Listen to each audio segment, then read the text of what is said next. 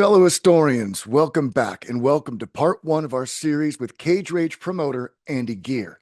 In this episode, we discuss how Cage Rage held its first event at a leisure club, essentially the UK equivalent of an American racquetball club, and then landed a television deal by their second show.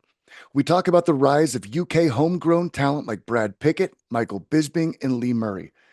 We also cover how the promotion took a Brazilian fighter with a spotty pride record and within just 2 Cage Rage appearances, delivered to the UFC a man many consider the greatest fighter of all time, in Anderson Silva. Leigh Murray was also a constant presence around the promotion, along with the wild figures from the circle he became infamous for.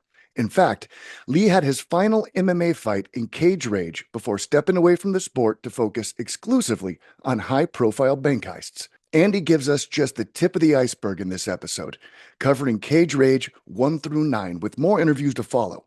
Enjoy the show. Let us know in the comments what you thought of the interview and which promotions you'd like to see us cover next. Welcome to the show.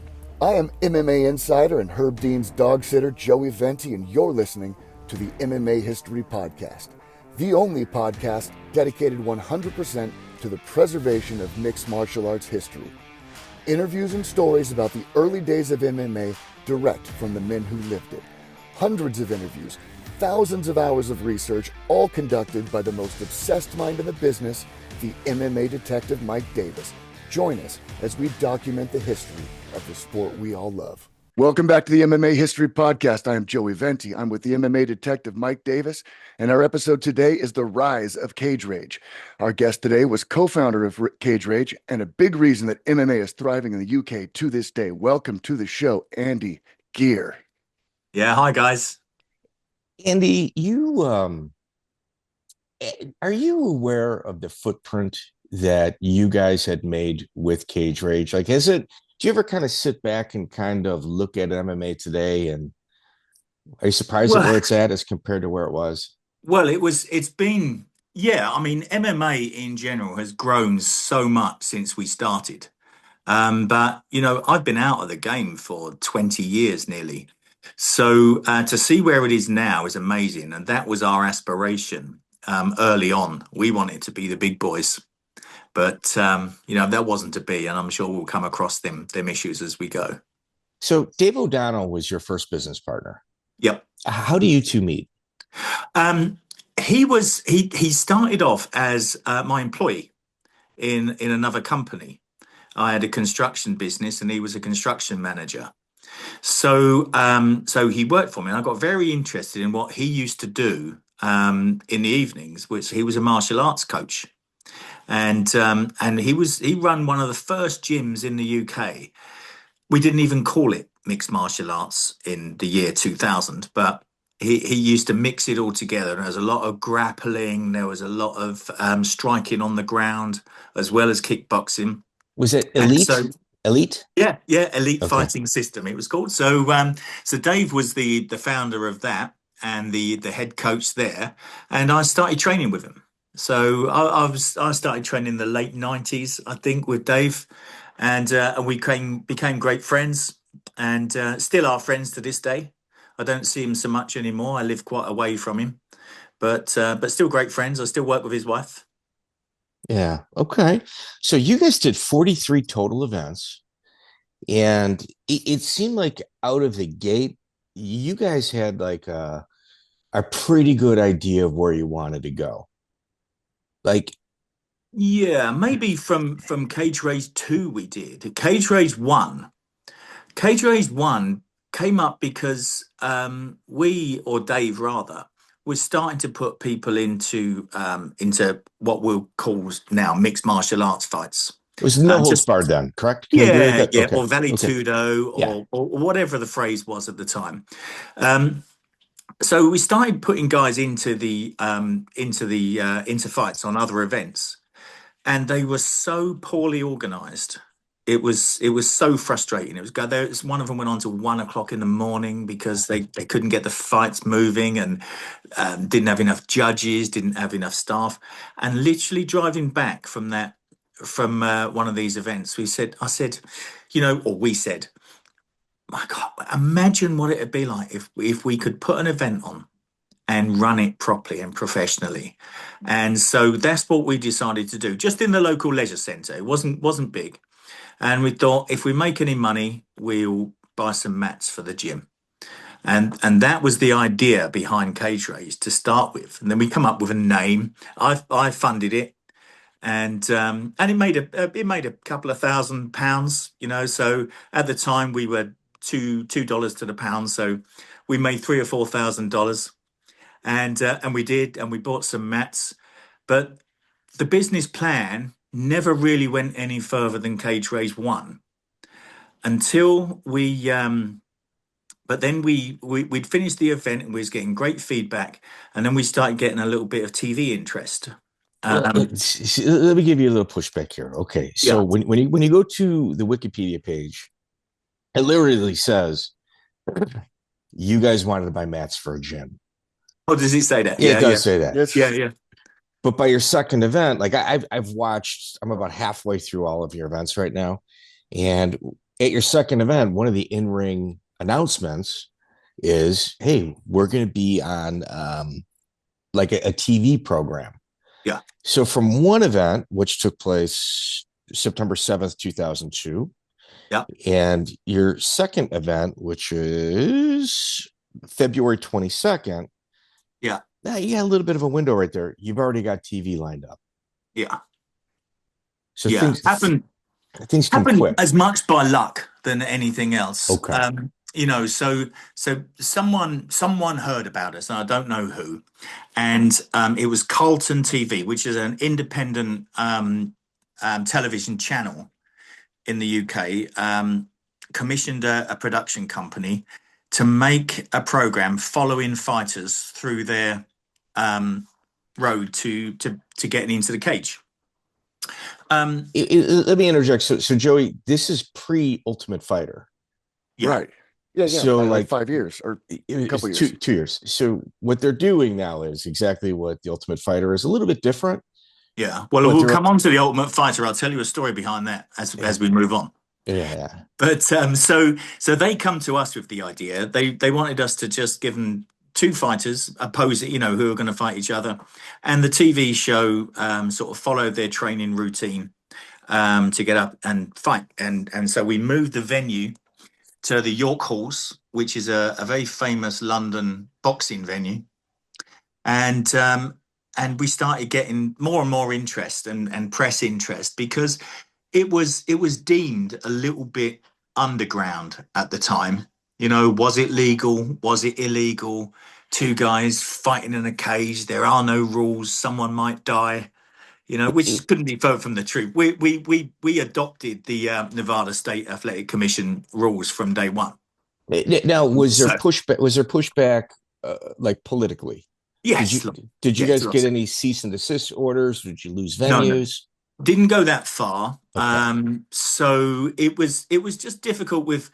You know what I mean by local authorities. So municipal, right? Okay. So the local authorities wanted extra paperwork. I had to do risk assessments, and I had to go for interviews to assure them that I used to describe it as literally a mixture of Olympic combat sports. You know, it involved wrestling, taekwondo, boxing, judo. Put those all together and you've got mixed martial arts. But the trouble is, it was called cage fighting more than mixed martial arts in the early noughties in the UK. And if I'm honest, that kind of underground feel to it helped us promote it in one way, but made it more difficult to get events on in another. But so we got TV interest for Cage Rage 2. Royce Gracie came along and refereed a couple of fights for us. Well, let me just kind of slow it down a little bit. So your first event, which was September 7th, 2002, Simon Holmes versus Steve Thomas. Simon Holmes, Joey, he ends his career 4-0-1 with the win over Alessio Sakara. Like the guy missed his opportunity to go to the UFC. And the main event, or the co-main event, was Paul Taylor versus Matt Ewan. Ewan, yeah. Ewan is like a legend out in Europe in regards to fighting. Never made it to the UFC, but No, if you look at his record, the guy he's a legend. he's very good, yeah. Yeah. Now, he used to train with Marc Weir, who had just recently fought on the UFC in London, which I think was July 2002. So at the second one, they pulled a York Hall in London, which is kind of, at the time, I know mixed martial arts, it seemed to be in all of the smaller cities, but no one had attempted to go to London because they thought that their event would be shut down. Yeah. And you guys were, I believe you guys were the first there. Am I correct? In London, there was some in the surrounding counties, but we were the first, central London. Yeah.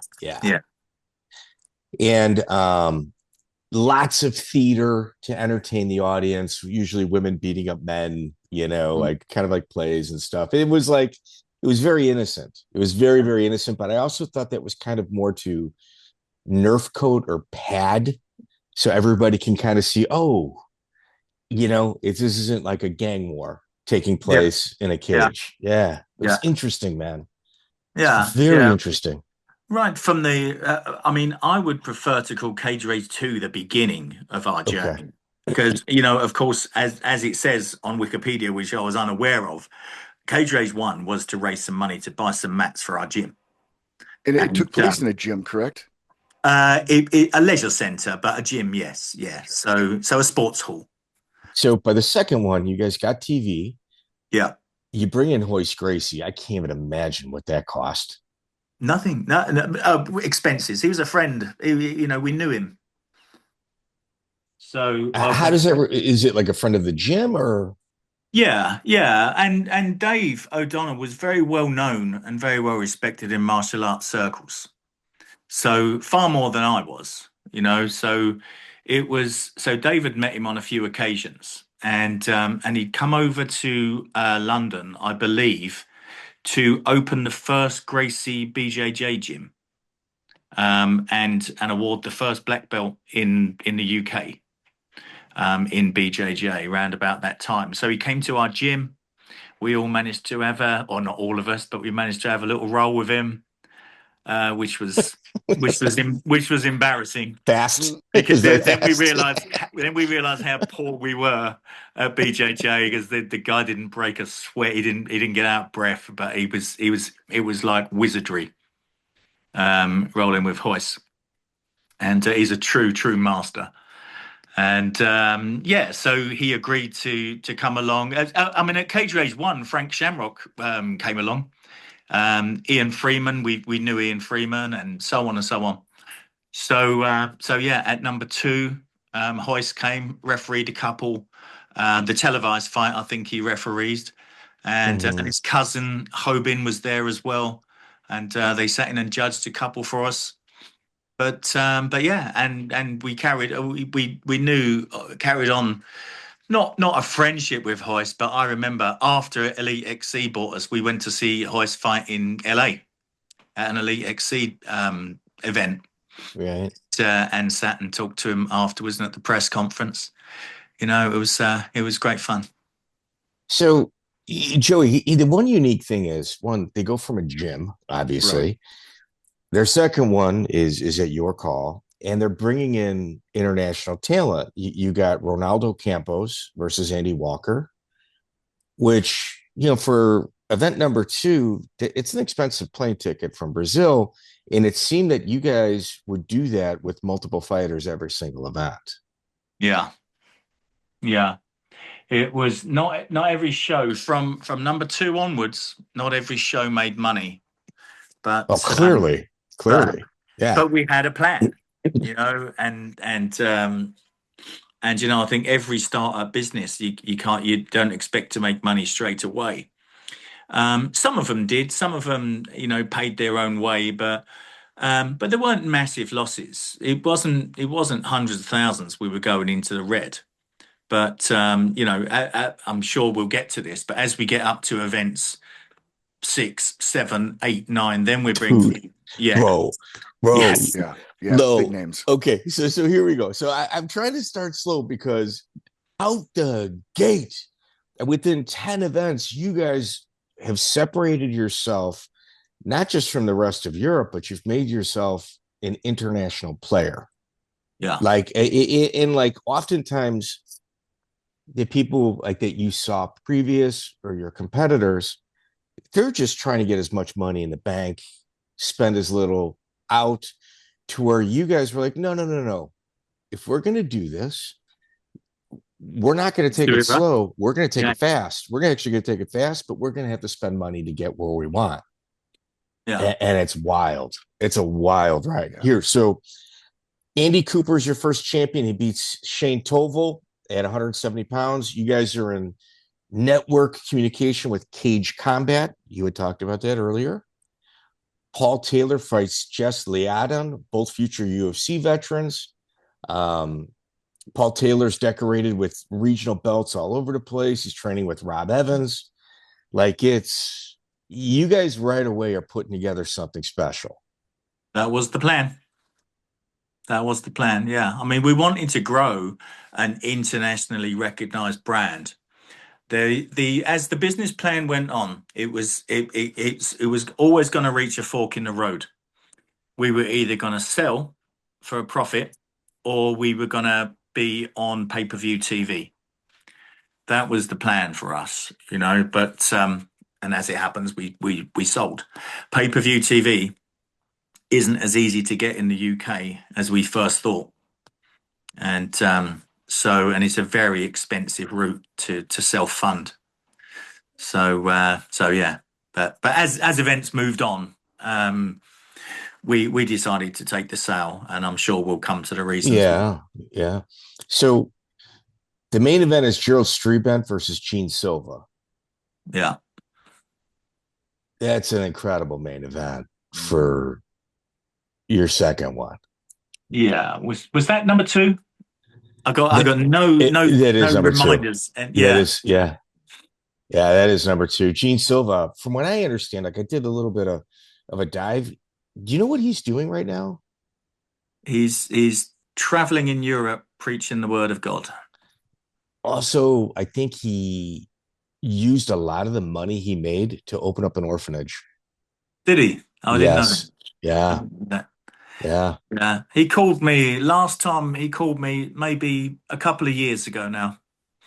But yeah, he's obviously retired from fighting, but yeah, enjoying his life, I think.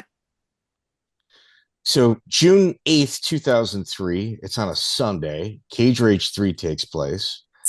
Paul Jenkins makes his Cage Rage debut against Gareth Roriston for the 185-pound title. Yeah. Paul Jenkins is one of those guys that I don't think gets enough credit. No, he was a real trailblazer in the UK. He's a Welsh guy, and his nickname Hands of Stone was a great nickname for him, or fighting nickname for him. He was basically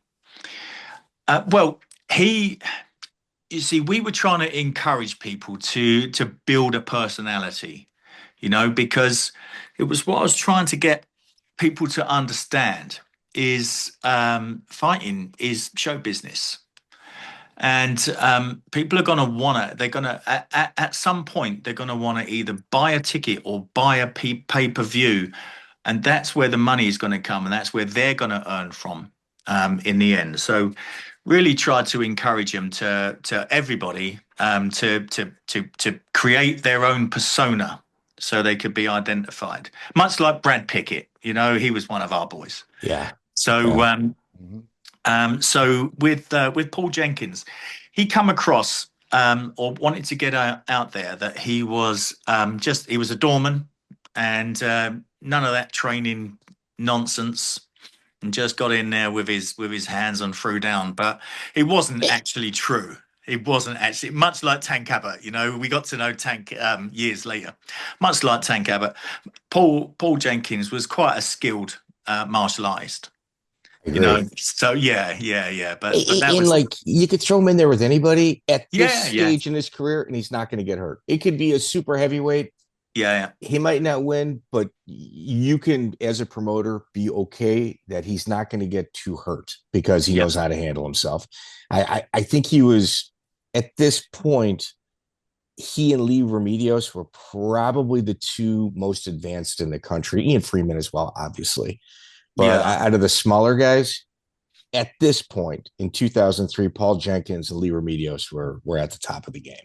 yeah. They weren't the same weight category, No, but no, right. In general, and I would put, Leigh Remedios quite head and shoulders above, skill wise, than Paul yeah, Jenkins. But and Leigh got his share of success. Although he went on to UFC, I know he lost, but he was recognised. yeah. That's Robbie Olive, I yeah, think he comes up a little bit later. He yeah, catches up to those guys. But yeah. right from the gate, Paul being able to stay calm in a very chaotic situation certainly allowed him to perform better than maybe his overall skill set. Yeah, I think Paul Jenkins, he did perform well, but Yeah. he was never interested in a long-term career in mixed martial arts. He was already a little older, He's got and 100 fights. yeah, and he Yeah. just loved to scrap. And if he could Sure. take a night off the door, where he would have earned 80 quid and go and get paid 200 to fight, that's what he'll do.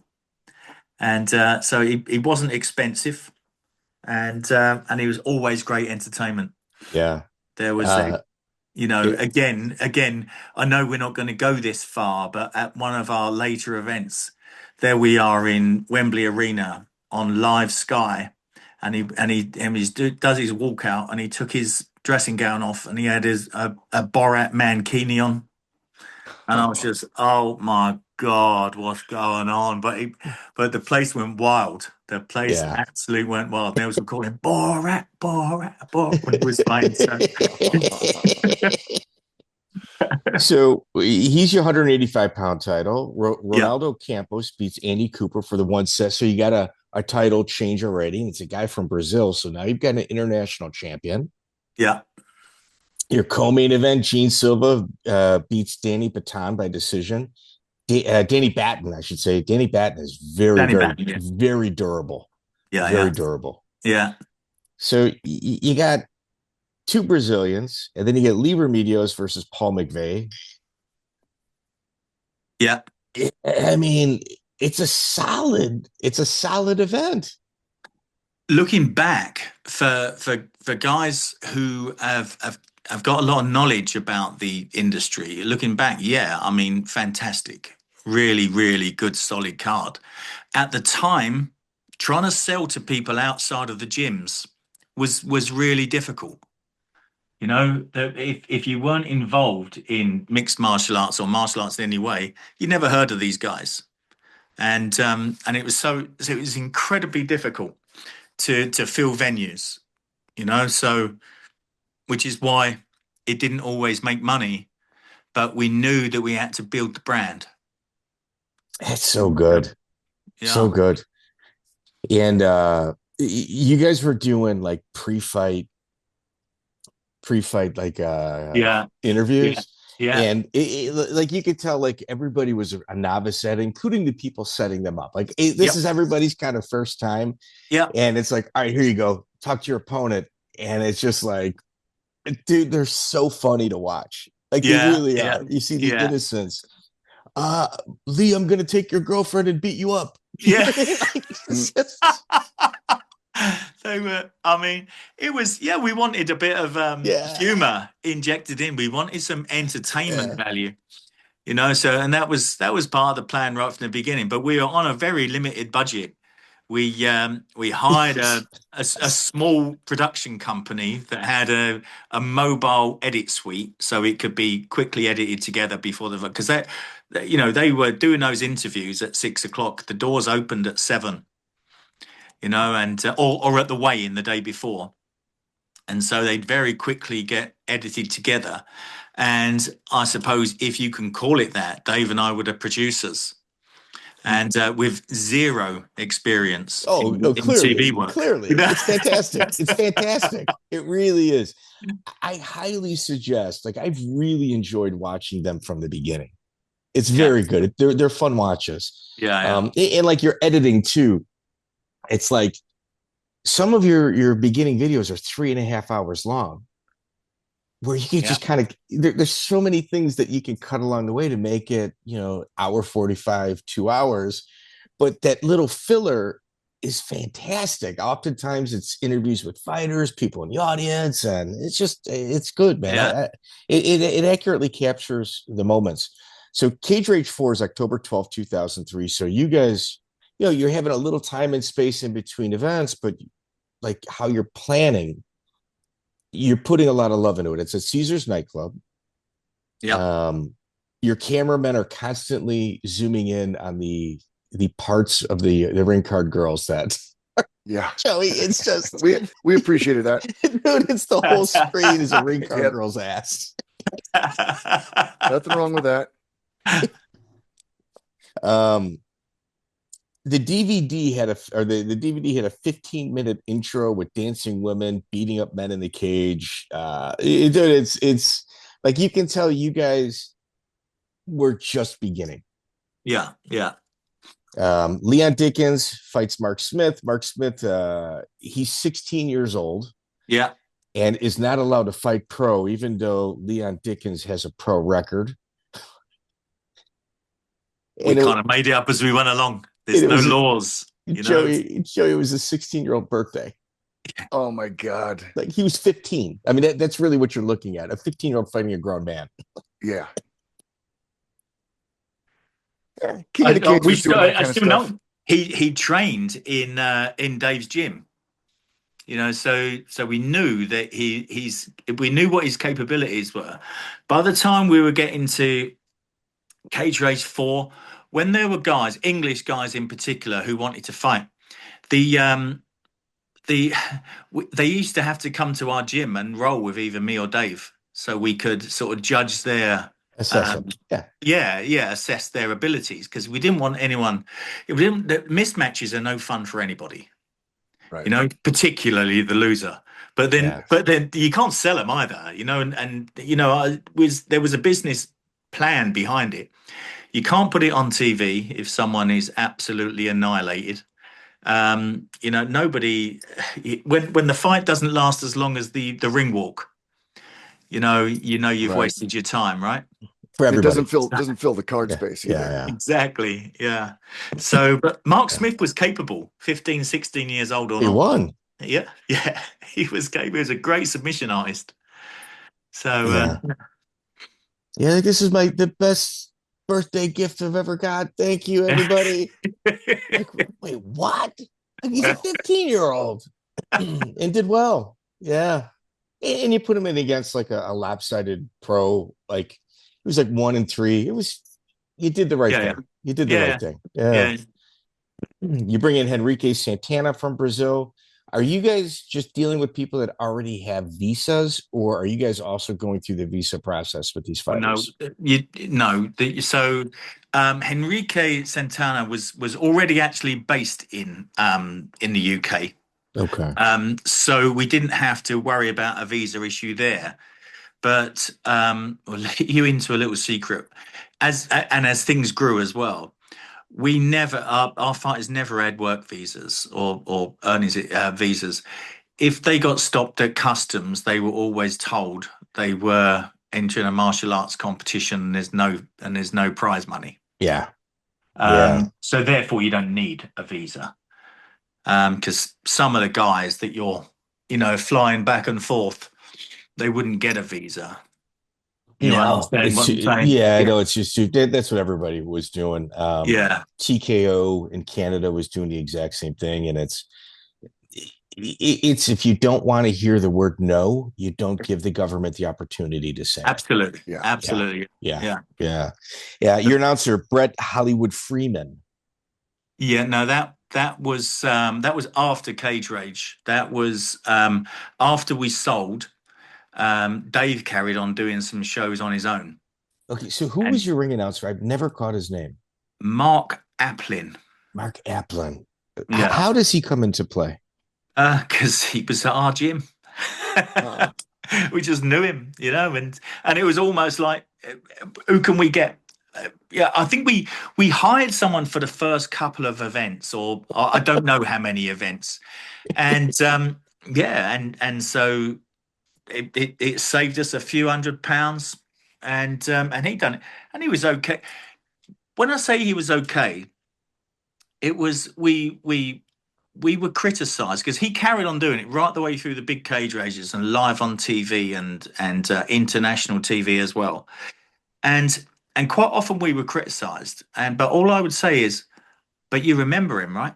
Huh. You remember him, and that's what we wanted. Whether you love him or hate him, you know him, you remember him, and so he wasn't a classic ring announcer. No, he Put it wasn't a that way. traditional like boxing guy. No. I mean, I've done ring announcing myself afterwards and tried to be more traditional, but it's It's like you gotta, the traditional ring announcers like very rigid and stiff. yeah. They don't appear to be really suave with women because of just kind of like they're awkward socially, but for some reason they fit that role perfectly. Yeah. So with that, you've got Henrique Santana from Brazil. Yep. Now you're also coming across like a public outrage in regards to, is this barbaric or not barbaric? And that's probably a daily conversation for you guys. Yeah, and it was. The Ross Pettifer Rob Evans fight. Would you like to talk about that? Yeah, man, that was horrific. It was now Rob Evans obviously trained with Paul Taylor and was effectively round about cage race 3s and 4s when we was at Caesar's nightclub. If I could just backtrack. Yeah.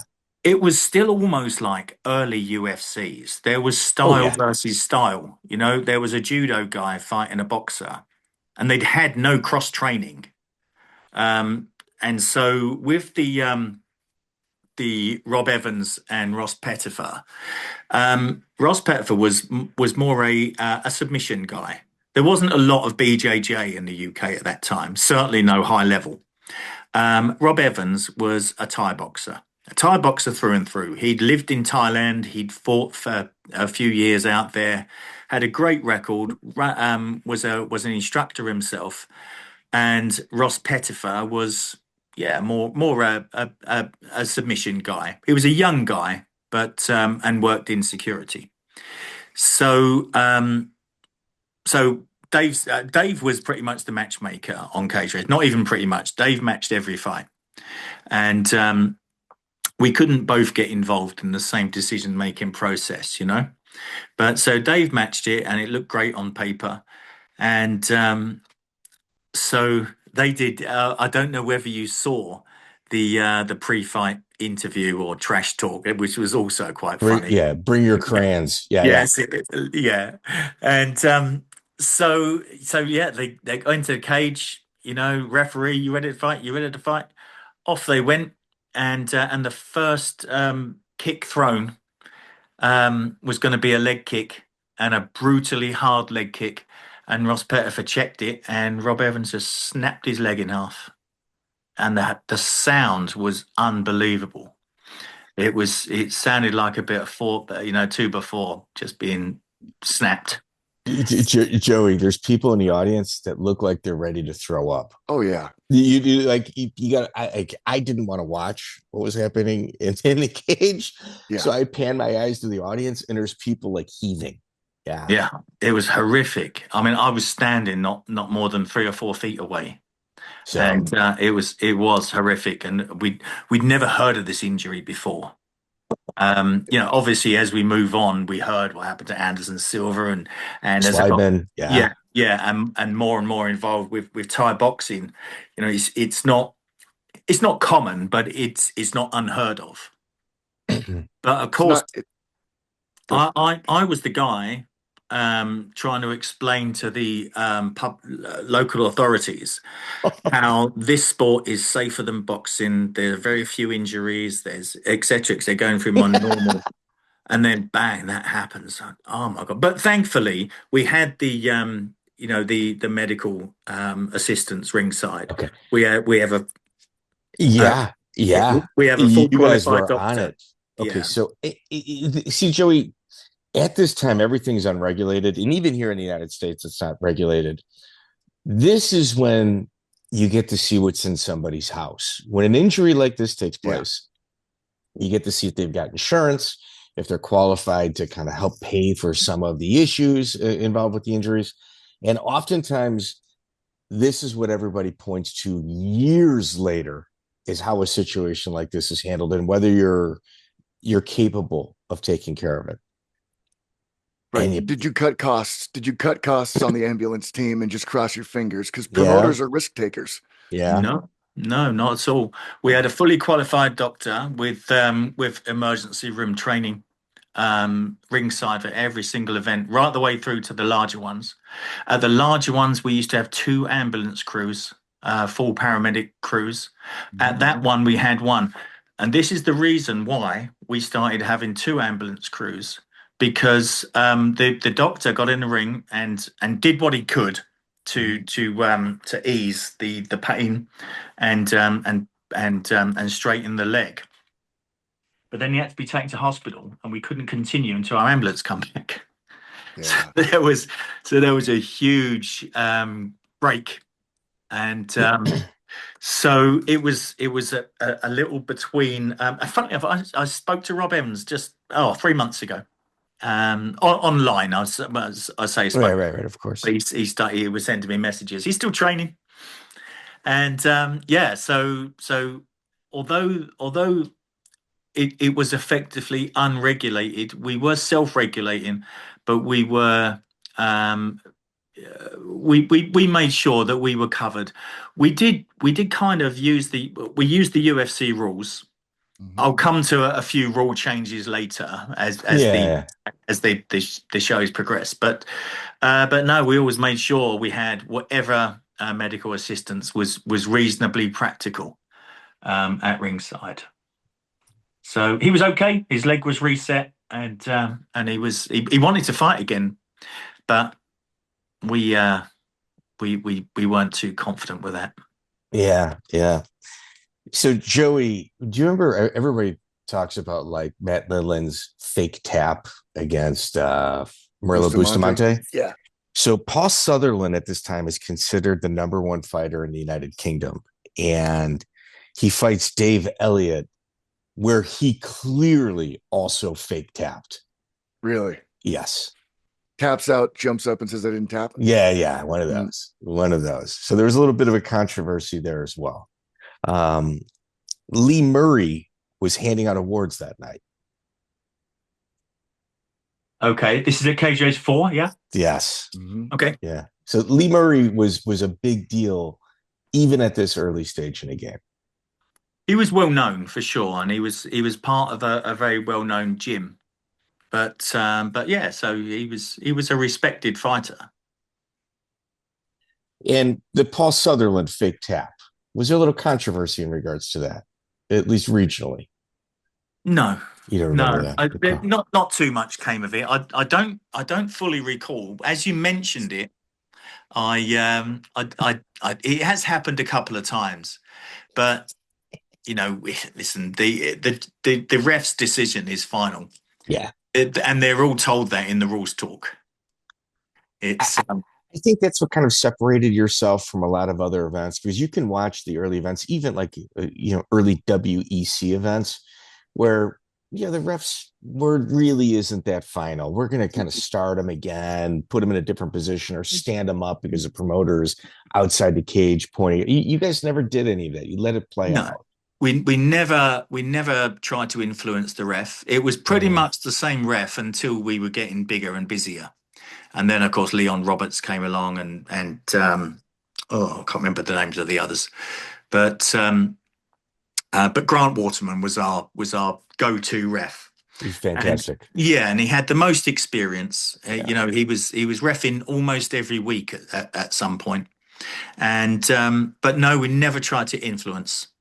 It was his way or the highway, So and he was firm with the guys. You know, he had a saying that he'd say at the rules meeting: "If I didn't see it, it didn't happen." Mm. You know, so so don't claim a low blow. If he, you know, if he sees it, he'll deal with it. If he doesn't see it, it didn't happen.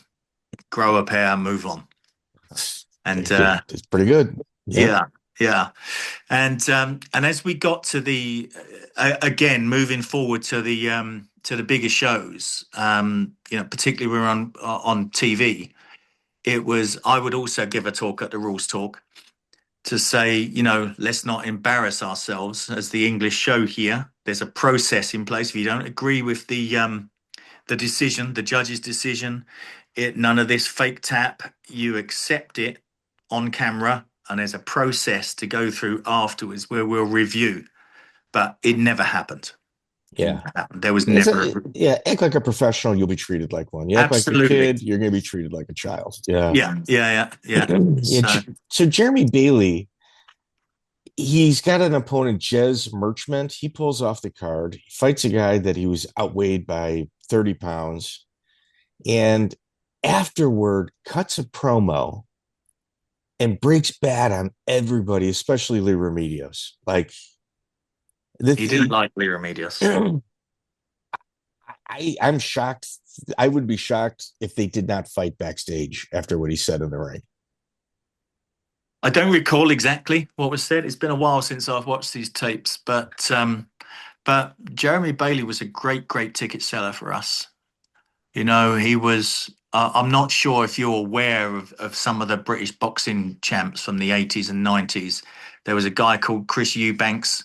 Of course. Well, you know, what a great fighter. But everyone bought a ticket because they wanted to see him get knocked out. Mm-hmm. Not because for no other reason. And so Jeremy with his promos, he was on an amateur level. He was a master. He was great, and he was a great ticket seller. And people always wanted to come and see him fight, hoping he'd get bashed. Yeah, that definitely happened. How come he and Remedios never fought? Well, they're different weight categories. Did that bother Remedios? I didn't think that would. Oh yeah. Leigh Remedios was a big weight cutter.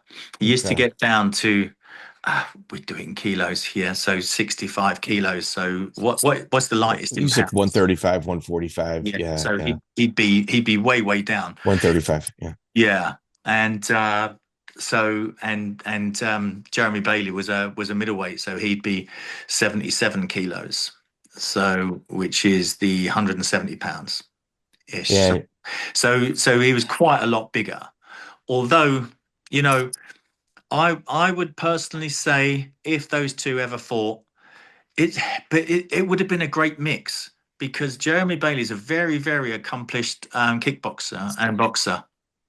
Very accomplished. Yeah, Outside of his MMA record, he's a very accomplished stand-up fighter. Yeah. But Leigh Remedios is a great judo and jiu-jitsu fighter, martial artist. It'd be one of those. If it stayed standing, Bailey would have won, but he wouldn't have stayed standing, because Remedios would have got him to the ground and subbed him.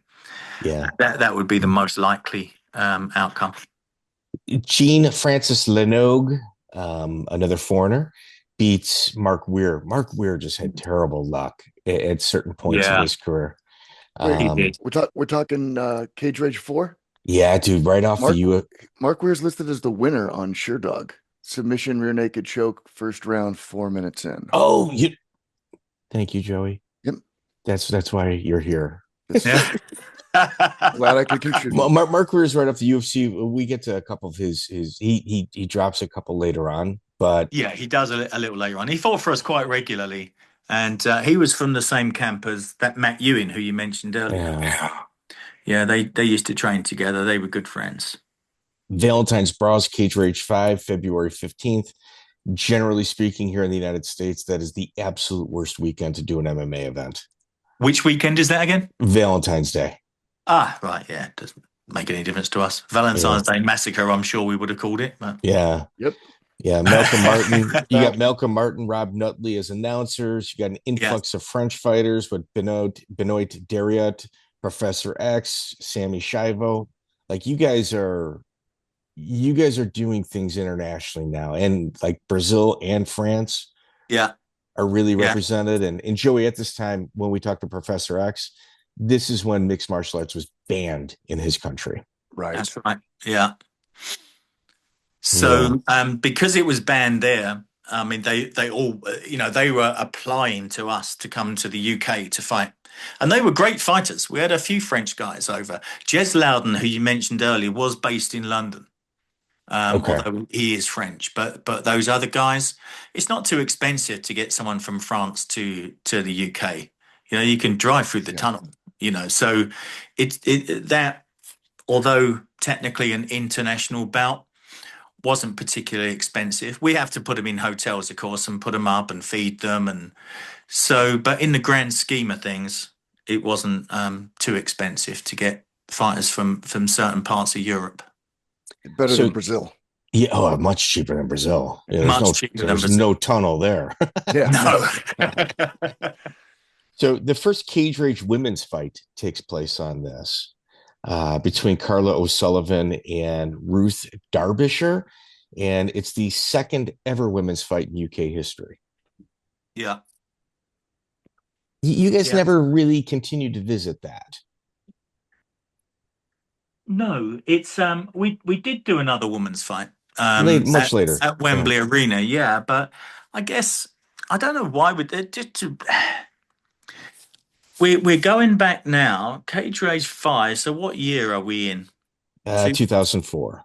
February 2004. Yeah. So 2004, there weren't many men training adequately to fight mixed martial arts, let alone women. Yeah. And at the risk of being called a misogynist and a sexist, it was it's just the way it was. There weren't too many women. Ruth, I can't remember her second. Derbyshire. She came from our gym. So Dave and I knew her. Carla was legit. Carla O'Sullivan was legit. I don't recall the details of that fight, honestly. So, but Ruth Derbyshire was pretty tough, and yeah. So, but it didn't get revisited. The female thing. It's ironic we're doing it this weekend with Ronda Rousey and fight coming up on Sunday. And but no, we didn't revisit it simply because there weren't enough female fighters that were adequately trained. I can see that. So Cherry Buck and Claire Proudfoot was the first ever United Kingdom women's fight. Yeah, Cherry Buck, another pioneer. Yeah, you had built defenses with Rolando Campos, him beating Michael Johnson. Mark Epstein beats Lance King for the heavyweight title. Lee Murray is in the corner of Mark Epstein. Yeah, it's a solid card, man. Yeah, that was Mark Epstein carried on fighting for us. He fought. Oh God, what's his name? The British champion who was Michael Bisping. Michael Bisping. Fought him twice. Yeah. And I nearly took it on the second one as well. But yeah, there was a solid card, and they were solid fighters. Yeah, Paul Jenkins beats Sully Mahomed. Mahomed trained with Leigh Murray, and he was much heavier than Jenkins. Much heavier. Yeah. But it's amazing what you can do with a weight cut. Paul Jenkins fought at the weight that he walked around at, but people can cut 10, 15 pounds. Yeah. So Joey, at this time, like, it's their fifth event, so you really can tell a lot about what's happening when you look at the audience at the time a main event takes place. So oftentimes you'll make low-level ticket sellers fight after the main event. There's kind of like little tricks to make them stick around. Make them stick around. Yeah. The main event tonight was Professor X from France versus Paulo Coelho from Brazil. Right. And the house was packed. It was a packed house. And it's a phenomenal fight. Phenomenal fight. But that's the co-main. And the main is Gene Silva versus Leigh Remedios. Yeah, packed. That was a hell of a knockout. Head kick. Yeah. A capoeira kick. Oof. That was amazing. But Remedios wanted a rematch. every day after that. But Mm-hmm. Remedios showed why he was considered one of the country's best fighters, though. yeah, Like, he's tough as shit, man. yeah, yeah, yeah. He's a tough guy. Now you go February, March, April, May. You're at May now. Is Cage Rage 6? Yeah, It's like now you guys are actually a full-fledged promotion. You kind of got the grease and the gears going. Everything is kind of moving in place. Enrique Santana eye gouges Jeremy Bailey, almost a post-fight brawl. Bailey was no stranger to controversy. no, no, he absolutely wasn't. So it's I mean, was it the eye gouge? Was it a fake tap? We didn't know. We reviewed the tapes and just had to no contest it in the end. Yeah. So it was. I mean, there was a definite eye gouge there. Oh yeah. But I'm not so sure that was a fight ending eye gouge. But again, we're going back 20 years. I don't. It was an eye gouge, 100% an eye gouge. Yeah. Yeah. So, which I always found, I found a little odd, knowing the difference of their BJJ skills.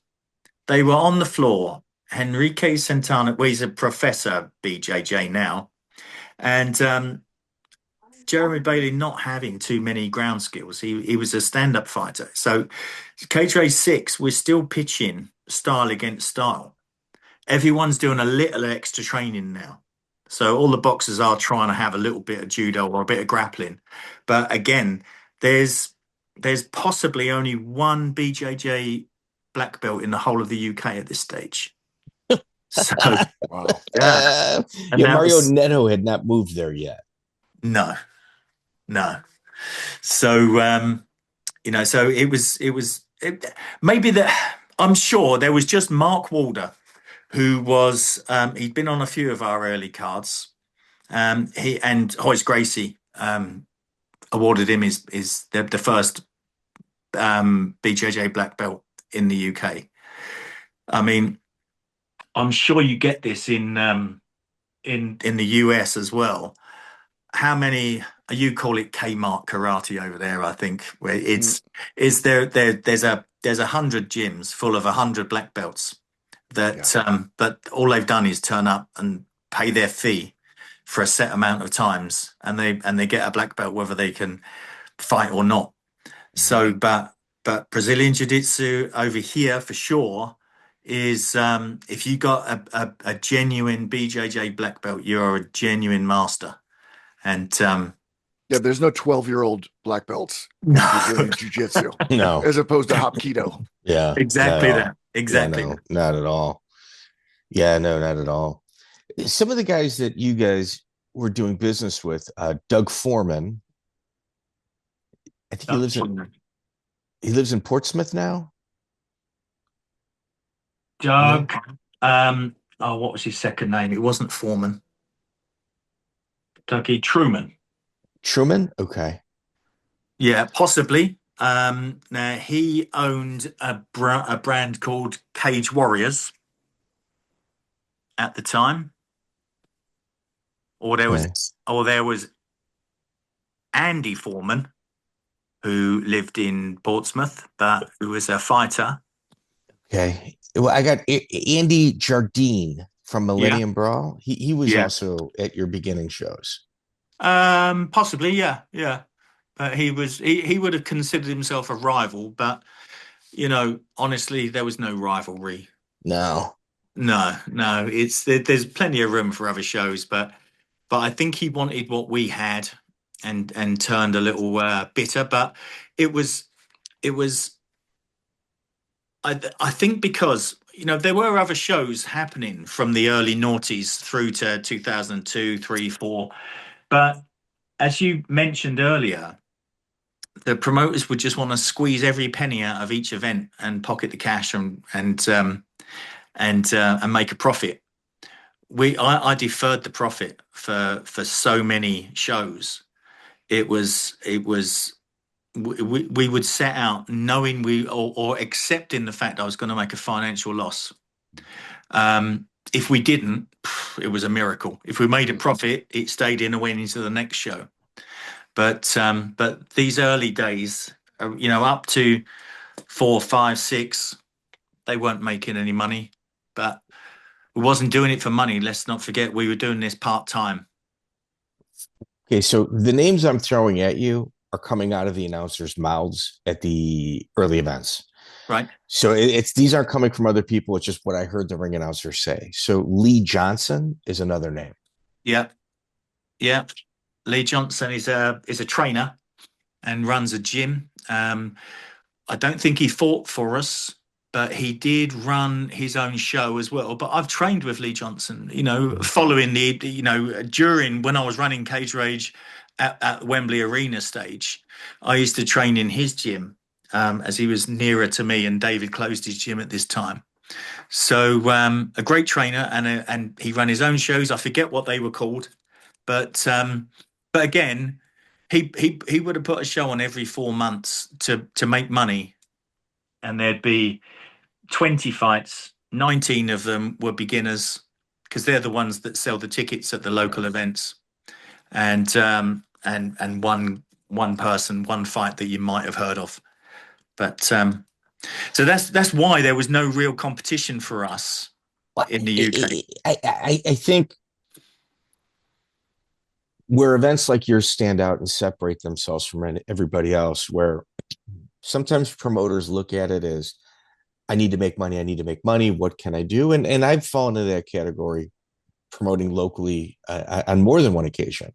Yeah. But then you get guys that are like, no, this is a circus. We're going to set up.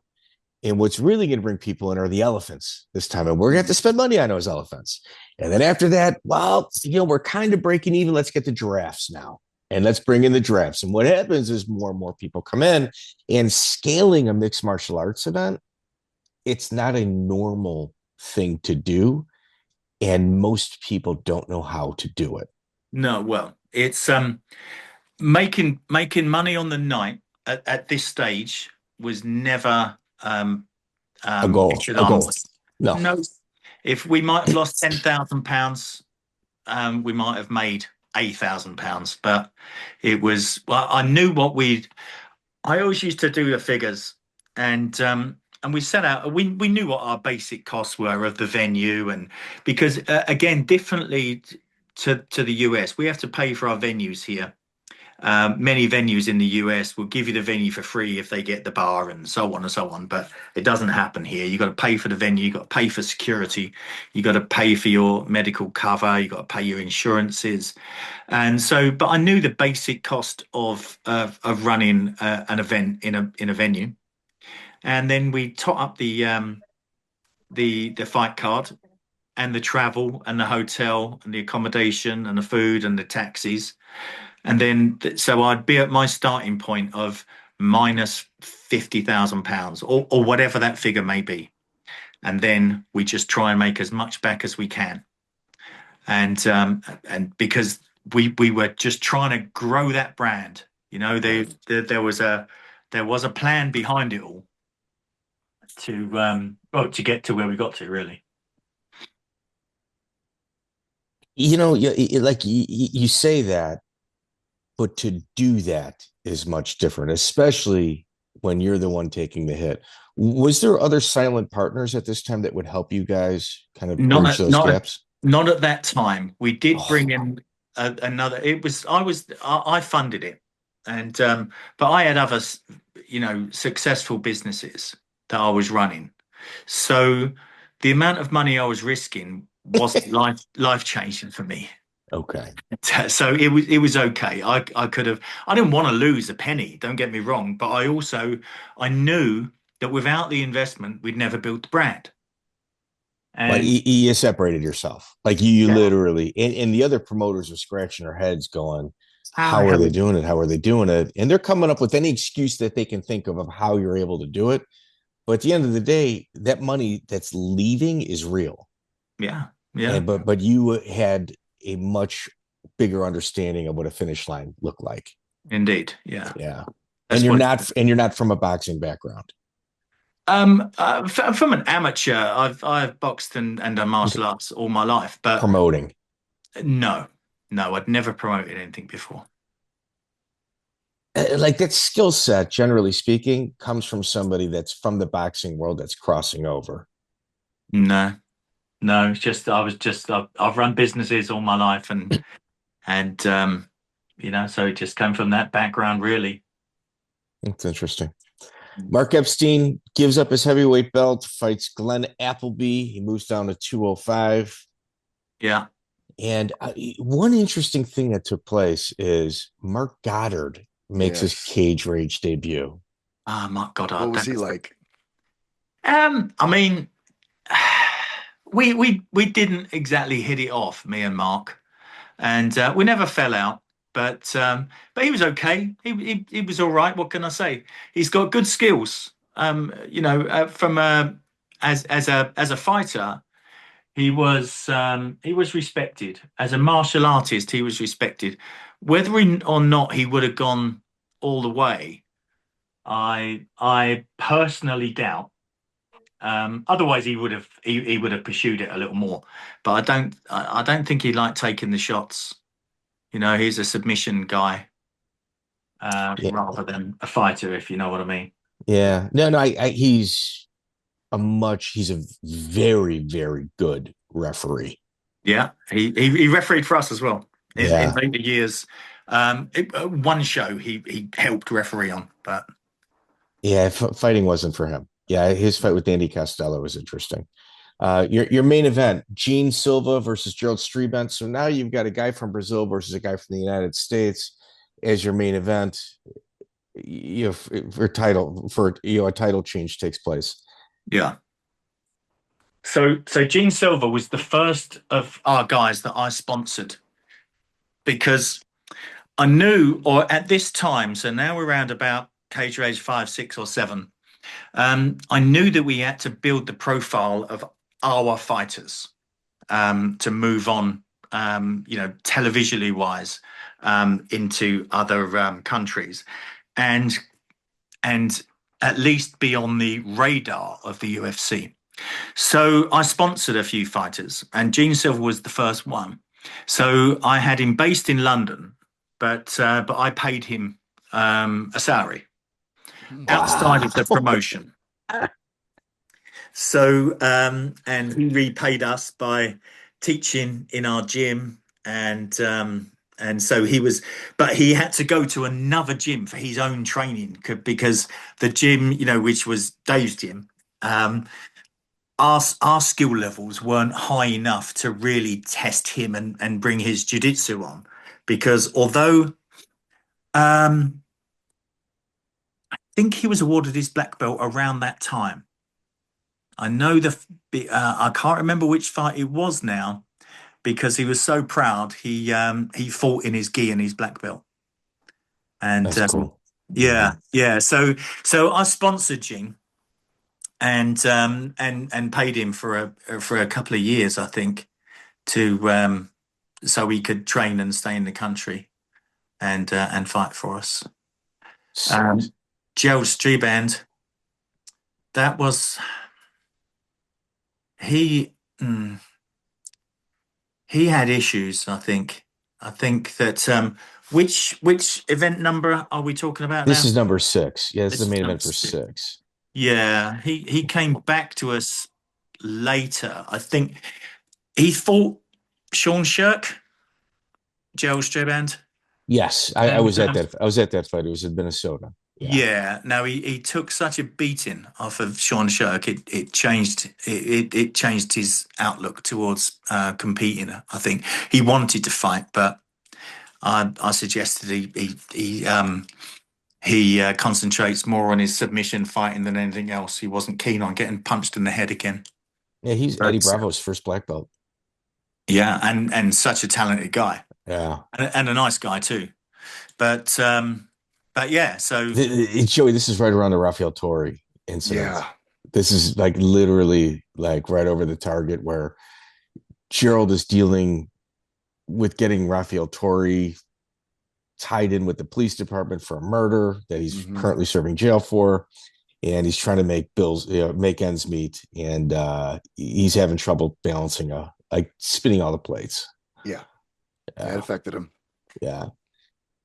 No. So you guys are 6 events in, and I remember like around this time saying, man, what they're doing in Europe right now, it's kind of like you guys are about to become neck and neck with like the Too Hot to Handle in Holland, because that was kind of regarded as the biggest organization in all of Europe.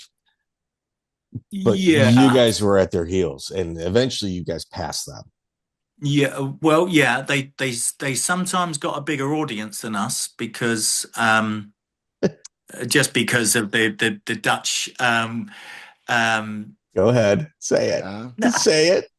Keep going. Choose those words carefully. No. Go ahead. No, I'm not saying no. They were more kickboxing, and kickboxing is a much bigger sport in Holland, and people will buy their tickets to watch. I know the Dutch guys. I'm not saying anything. Yeah. So it's amazing how all 3 of us thought something, but none of us we did. Okay, we've all communicated without saying anything. So we have actually had Appy Echteld on, as well as Bisping. So we know those guys quite well, and in their worlds, mafias never existed. Yeah. No. They had unconventional backers. We'll just say that. That's all we need to say. Interesting tattoos, and I'm sure their tax forms were very creative tax forms. Well, as things move forward, and we had a relationship with the owners of Pride in Tokyo as well, so that this was all starting to get. There was lots of interest from Japan to buy us as well, and. And so let's ask a question, and feel free to answer this or even pass on it. At this time, you talked about Pride in Japan. Obviously, kind of, there's no secret there with the Yakuza and the underworld. Bisping has written a 3-part series in regards to mafia dealings and the Dutch scene, and there's car bombs and flooding the entire world with ecstasy, in order to fund their events. Did you guys ever get approached by people from the underworld in regards to either purchasing lots of tables, sending you fighters, or maybe doing business with you? It wouldn't surprise me if it did. Well, no, not from a major point of view. I mean, I suppose back in those times, so the early to mid noughties, as I call them. There was I like that. There was around the world. There was funding available that wasn't from the high street bank, shall we say? Non-traditional funding.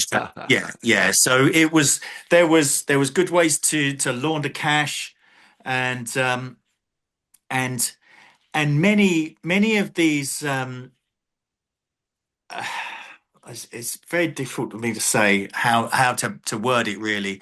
Many of these organizations, they were always behind a gym. They always sponsored fighters, and yet you were asked from time to time to put this fighter on or that fighter on, but there was never any financial incentive for us to do so. I appreciate that. So, I mean, just so people can kind of understand at home, I mean, I'm a promoter, you're a promoter. Obviously, there's levels to this game.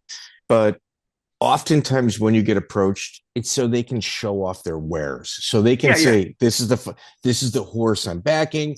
I'm going to sell the tickets for them. So it's not like a financial transaction like that. You just kind of know what they do. Maybe they do collections for a living, and it's just not over the phone. And they want to see the money that they're investing to make sure that their horse is primed and ready to go. Well, so in the early cage rages, when we were at that Caesars nightclub, we'd done a few there, and we dropped back there to do our Contenders series as well. The smaller shows.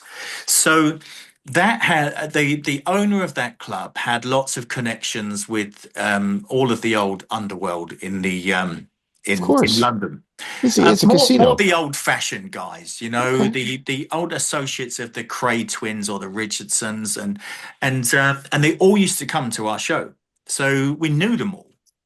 But they just wanted to be sitting ringside or cage side at fight events, and that's what they enjoyed. And they all had girlfriends with them that were young enough to be their granddaughters, let alone their daughters. And it was quite good fun at the time. And I wanted to encourage that, because that was how I sold my tickets, to this. Is it an underground sport, or is it a legit sport? People wanted to come and see. They want to come and see blood and guts, and they wanted to see the gangsters. But then as we grew and past the stage where we're talking about now, as we grew, I had to try and transition away from that, because we had national papers sponsoring us and radio stations sponsoring us, and we was live on free to air TV, and so I no longer wanted that reputation, if you like. And you lean into it when it's convenient, but if you cross the line, you're stuck with it. Yeah. But as long as you don't cross that line, you can part ways amicably. And which we did. Many of the guys. Can we agree on that? Yeah. We was never involved in their businesses, and they was never involved in ours. I knew lots of the guys, but it was it was just almost. I mean, it still happens in boxing, doesn't it? Of course, there's still always the shady guys that they'll pay £1,000 a seat for ringside, and it happened. It happened to us right the way up through the cage rage at Wembley Arena. The big venue in London. I mean, our ringside tickets just flew out of the door. It didn't matter what price we put on them; they just went. Day one. Wow. And, so yes. So I was aware of the involvement of our international friends, shall we say, but they weren't involved. They weren't involved in cage rage at all, except for wanting to buy us. Of course. Of course, we had Dutch fighters on our shows, Melvin Manhoff, for example. I mean, I know you're going to talk about him if we're yeah. But I mean, he come from the big gym in Amsterdam, that and his management owned Glory Kickboxing. Joey, at this time, there's cars blowing up still in Amsterdam.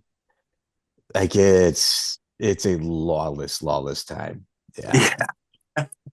This is where Bob Sapp refused to come to us because the Dutch were going to kill him if he come to Europe. Yeah. So what's funny? I asked both Appy and Epi Etchtold and Boss Boone. Yeah, so like when Bob Sapp held you guys hostage backstage wanting to get paid, and there was an issue, and then he left, and then you guys pulled a ring announcer, and the ring announcer fights in the main event. Within 20 minutes of being told what's going on, he's in the ring fighting for the main event. How did you guys deal with Bob? Oh no, it was just easy business. It just didn't work out. It's just like, come on, man. Come on. Yeah. Welcome to Europe. Yeah. Oh, is that funny? Yeah.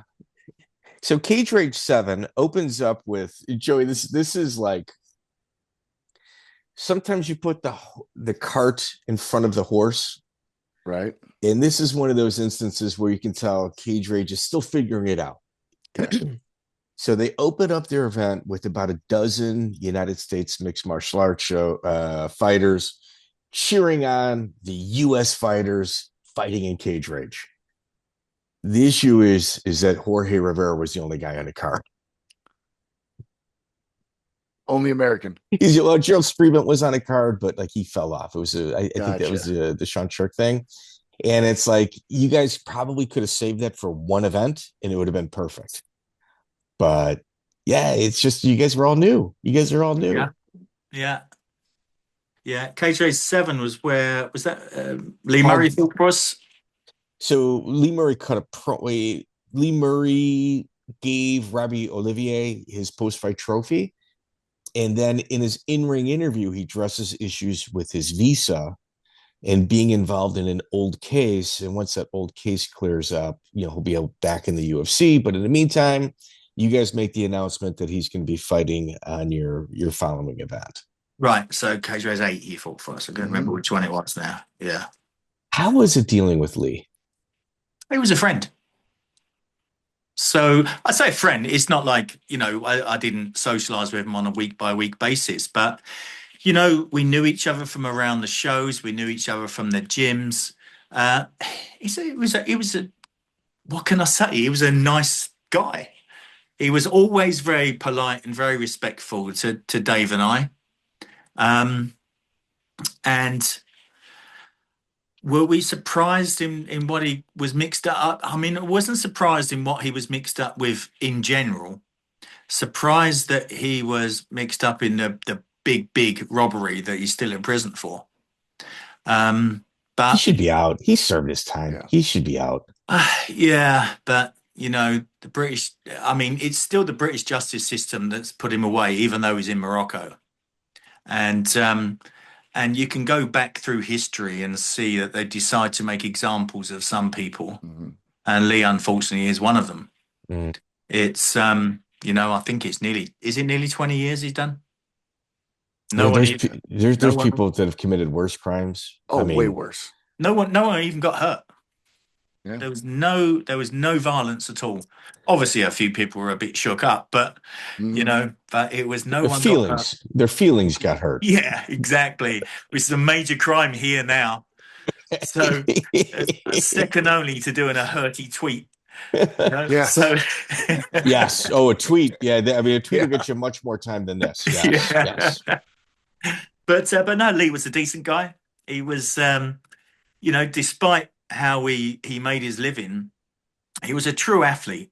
A true sportsman and a sportsman. Yes, absolutely. Unlike some of the guys who, shall we say, didn't have conventional jobs, they still, drunk alcohol or had a bit of cocaine on a Saturday, and they weren't real true athletes. But Leigh genuinely was. And very rarely did I see him with as much as a bottle of beer in his hand. And he was a serious guy in like his discipline. I think that gets lost in translation. Oh, he's crazy on all fronts. He's a heavy drinker. He's a heavy drug addict, drug user, and he's fighting really at high levels. I think, if you talk to Remco Pardo, he'll tell you, no, he was really disciplined. Yeah. Yeah, he trained for years. He trained out in the States with Miletich. Yeah, that's it, Pat Miletich, and Ian Freeman. He went wherever he had to go to if his submissions were slightly off, that's it. He'd be 7 days a week BJJ till he's got it. He was a natural athlete. Personally, I think he should have been fighting at a lighter weight. But he was pumped up a little. Europeans aren't known for cutting weight. I think that's why Remedios had such a high degree of success. Because he knew how to do it. You guys don't have a wrestling culture, yeah. No. There's there's zero wrestling in the UK. That's criminal. That's criminal. Yeah. So we get on to the other guys I sponsored, and because we get to. As we get into Cage Rage 8, 9, and 10 now, the Americans are coming over. And can we settle in a little bit, 7? Because there's some really cool stuff that happens. Yeah, here. Sure. Yeah. So in the interview that Leigh does from the ring, there's been dozens of documentaries about Leigh Murray, but none of them comb through your footage and see what is said in the ring or on the microphone.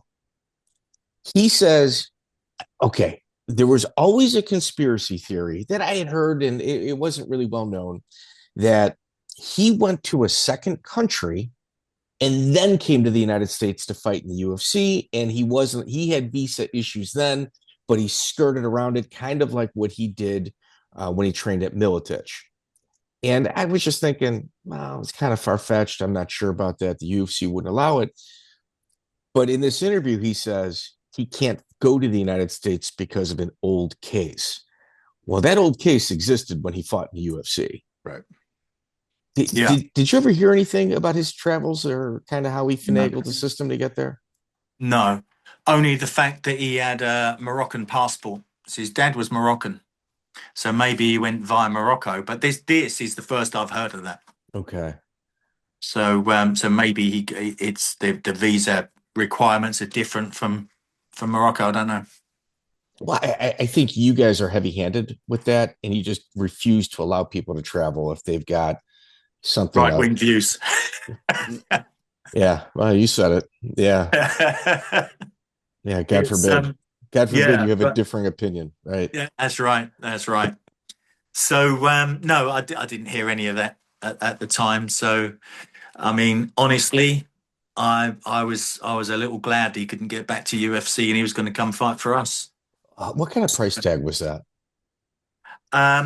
We paid him £10,000, so that's $20,000. The UFC was only paying him $3,500. But he only wanted to fight certain people.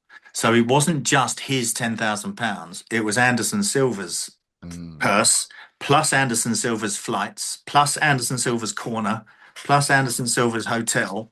The cost of his fight was much, much more, of course. But are you kidding me? Yeah. Yeah. So I think it was about £10,000. So out of that 20, his opponent also fell into that category, like that pot. So if we're talking in dollars, so let's say Lee Murray was paid $20,000. Okay. Anderson Silva was paid about the same, plus his flights, plus his hotel. How could you afford that? Well, we couldn't, but it builds the brand. It elevated us a little. But Lee Murray also did sell a lot of tickets. Oh, huge ticket seller. Yeah, which he handed over cash for. so he didn't quite cover it. He covered his own cost. I think he put us into profit, but the cost of that fight was much, much more. But the benefits of that fight were much, much more than just the ticket on the door, because then we got to sell the DVD, we got to sell TV, and that fight alone was not that fight alone, but that fight really put us on the international stage. It helped you cross that finish line. It helped you cross the finish line. Absolutely. Yeah. So then we picked up an agent in France who was selling for us internationally. And from cage rage 8, 9, 10 and beyond, we were selling in 50-odd countries around the world. Not for big money, but 50 times you had real estate. Money. Yeah, you had real estate. Yeah, you had real estate. But we still had to suffer the cash flow implications, because all bills are payable by midnight on the day of the event. We don't get our TV money for 3 to 6 months. So kind of like on paper, on a P&L basis, it was making money, but from a cash flow, we were way behind. But that was okay. That money rich, cash flow poor. Yeah. That's how they describe it here.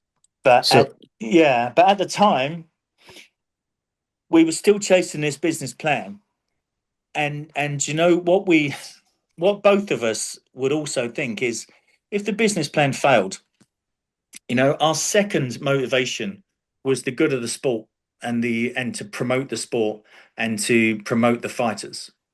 So because we come from the background ourselves, but unfortunately we're too old and too fat to fight, we'd rather see it the other way. It's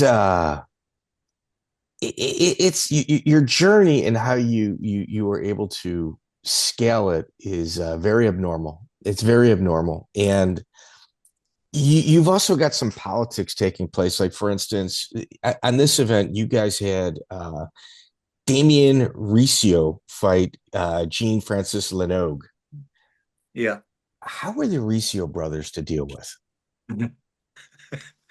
Again, I still talk to Mateus.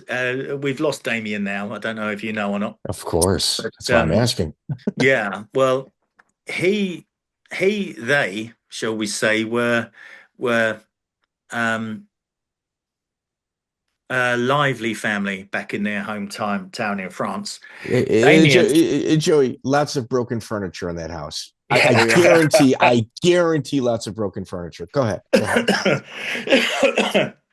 But Damien Riccio come to our attention because we heard about his open threats and offers. He wanted to fight Royce Gracie, and was being quite, how can I put this, quite aggressive animated. and threatening towards Royce Gracie, which, obviously I know the skill set of both of them. Royce Gracie would have tied him up and choked him out inside of 30 seconds. He wasn't in the same league.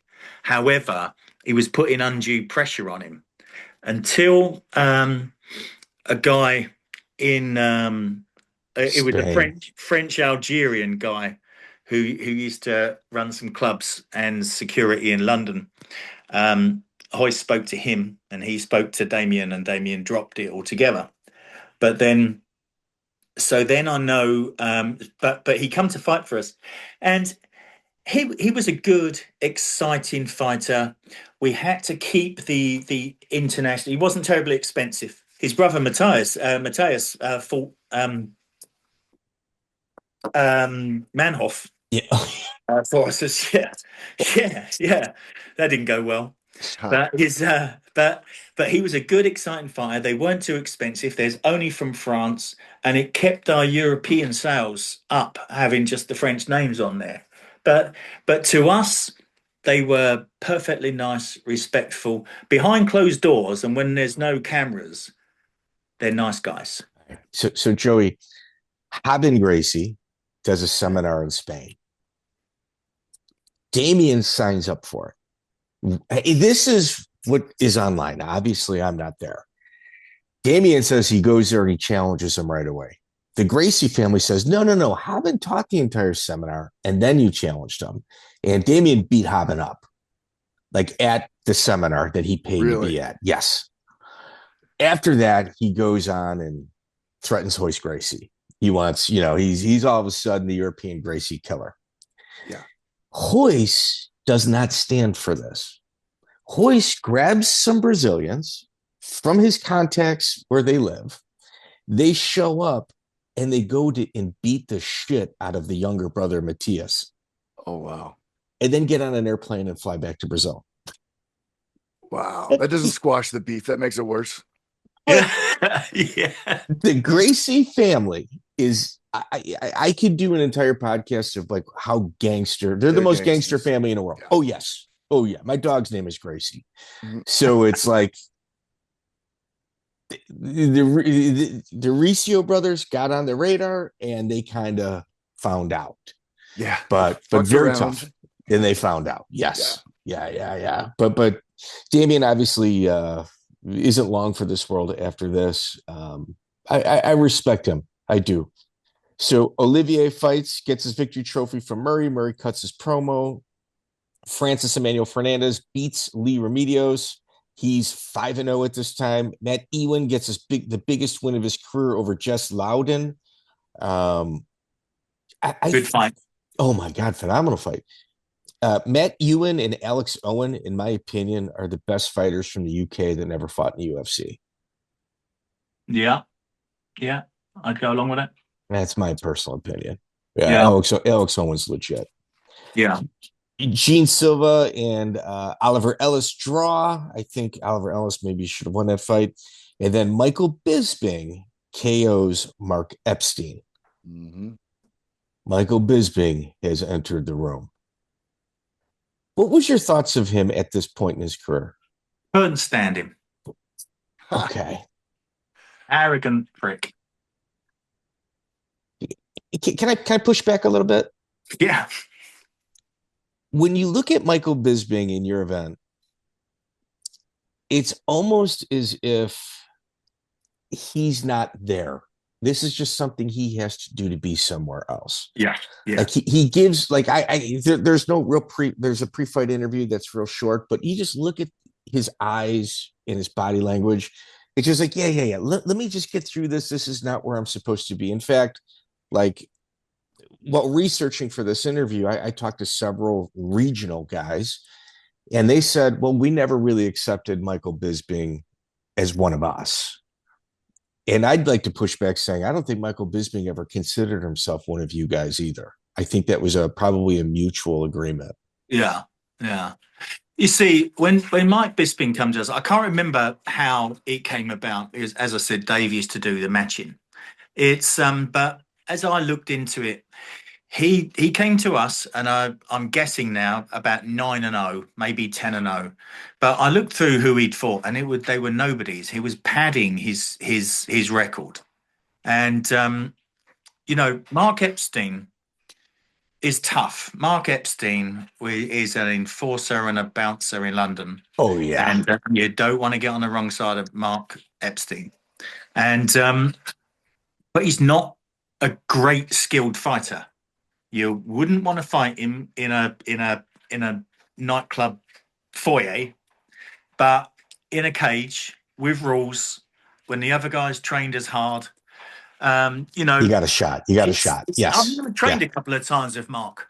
I wrestled him a couple of times and sparred with him Thai boxing, and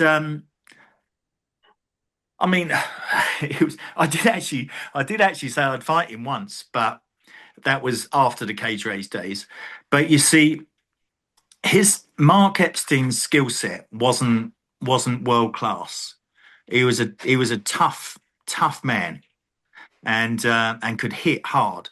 But so he was another one that Bisping had studied, who just to pad the record with, because he was a champion of ours at one stage, and he wins the title this night. I mean, I know Lance King as well. He trained at our gym. These aren't world class fighters. I love Mark Epstein. Don't get me wrong, but I think he would agree with me that Mark Epstein's a world class street fighter. Yeah, world class. Like Lee Murray respected Mark Epstein on the street. Yeah, absolutely. But in the cage, like you said, there's rules here. Well, those rules don't apply where he is a world class fighter. Yes. Yeah. So that's what I thought of Bisping, and then they had the rematch, and which Mark Bisping come a lot closer to, but we're skipping ahead an event or two here. Mm-hmm. So and it was just by this stage we're at Wembley now. We weren't in the nightclubs anymore, albeit it was under the conference centre, which is the smaller of the Wembley venues. So I don't know. We just never really got on. Mike Bisping and I never fell out either, but we didn't really get on. You guys just never connected. Okay. No. It's many people never really appreciated my forthright, straightforward approach. As in, if I think you're a prick, I'll call you a prick. It was, but yeah. So that was So that was my opinion of Mike Bisping. I never thought he would get anywhere near as far as he did. He kind of got a lucky break, and I never thought that he would compete with the top 5%. And but he did. Albeit, I'll say again, I think he was his path through was quite lucky. When Dan Henderson knocked him out that time, I can't help but say that was quite exciting to watch. But he got his rematch and he beat Anderson Silva. But he beat Anderson Silva at the end of Anderson Silva's career. Would he have ever beaten the likes of GSP or what different weight categories I know, but one of the real top UFC fighters, or as we moved on, one of the top cage race fighters. But he got the title, he made his money, and still doing well. Yeah, still doing well for himself. Yeah, what can I say? Yeah. So Jorge Rivera, obviously he loses to Lee Murray in the UFC. You guys take that opportunity to see where the benchmark is for other fighters against him. So now you're bringing in him, you're giving him work like that. In all honesty, that's kind of a class move on your end. Like, Was that where he fought Alex Reed? That he show? fought Mark Weir that night. Marc Weir, beg pardon, yeah. And Mark Weir walks out to song number 2. Song Okay. 2 by Blur. Like that's Michael Bisping's walkout song when he hits the UFC. Oh, is it? Right. Yes. Okay. Mark Weir that day is walking out to that. Yeah. Yeah. Lee Murray calls me. Yeah. It's Jorge Rivera. What a nice guy. Class act. What an absolute gentleman that man is. Yeah, I used to love dealing with him. He is so humble. Joey? You said this is listed as a doctor's stoppage. Was this a cut? It was. Mark Weir versus Rivera. The issue with the doctors at this time, it was a cut right here, and they're like, well, it's over the bone. It's over the eye, so the blood's going to flow into the eye. Yeah. I mean, it's just kind of, you guys, as a sport, you had to take what you had to get doctor-wise, but I think there's been some advancements in regards to yeah, maybe so, but if we talk about the year where it was happening, it might well have been after that event. You see, we didn't really understand the wrestling too well in the UK, Dave and I included. So we took elbows on the ground out of the rules.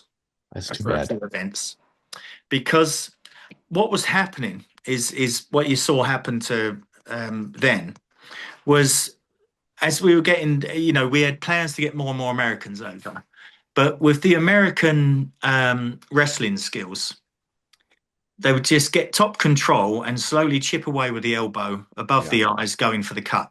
Okay, a legit technique. I get that, but we was trying to sell television here in the UK. So what the television didn't want to see was lots of blood. Right. What television didn't want to see, and the UK public don't want to see, is two guys, one laying on top of the other, and no real action. Absolutely. And that's what it looks like to someone who's never trained. Absolutely. I've trained it now, and I know it's anything but no action when you're being out wrestled by an American, Olympic wrestler. But that's what it looks like on TV to the uneducated audience. Other than Japan, audiences were booing. When that took place. Yeah. I mean, and then there was rules in Holland where, no, you got 30 seconds on the ground. We don't care if you're raining down blows from the mount. We're standing you up. Yeah. It was almost like they wanted to see like a kickboxing match with MMA gloves. Well, so, kind of, yeah. But it's exciting. We were trying to sell television. This was above trying to sell tickets on the door to martial artists now. So that's why we took elbows out for a few shows, but we did have to put them back in. So on September 11th, 2004, which is the Lee Murray, Anderson Silva main event, you guys get a deal with Sky TV for that. Yeah. So Lee Murray is that big of a name? Is it just like an underground name, or is it gym earned or street earned? It was. This point? First of all, we didn't get the Sky deal because of Lee Murray. We got it because of the 2 years prior graft that we'd put in, and the shows that we were doing, we were packaging up and giving it to Sky. And so we still didn't have a live TV by 2004,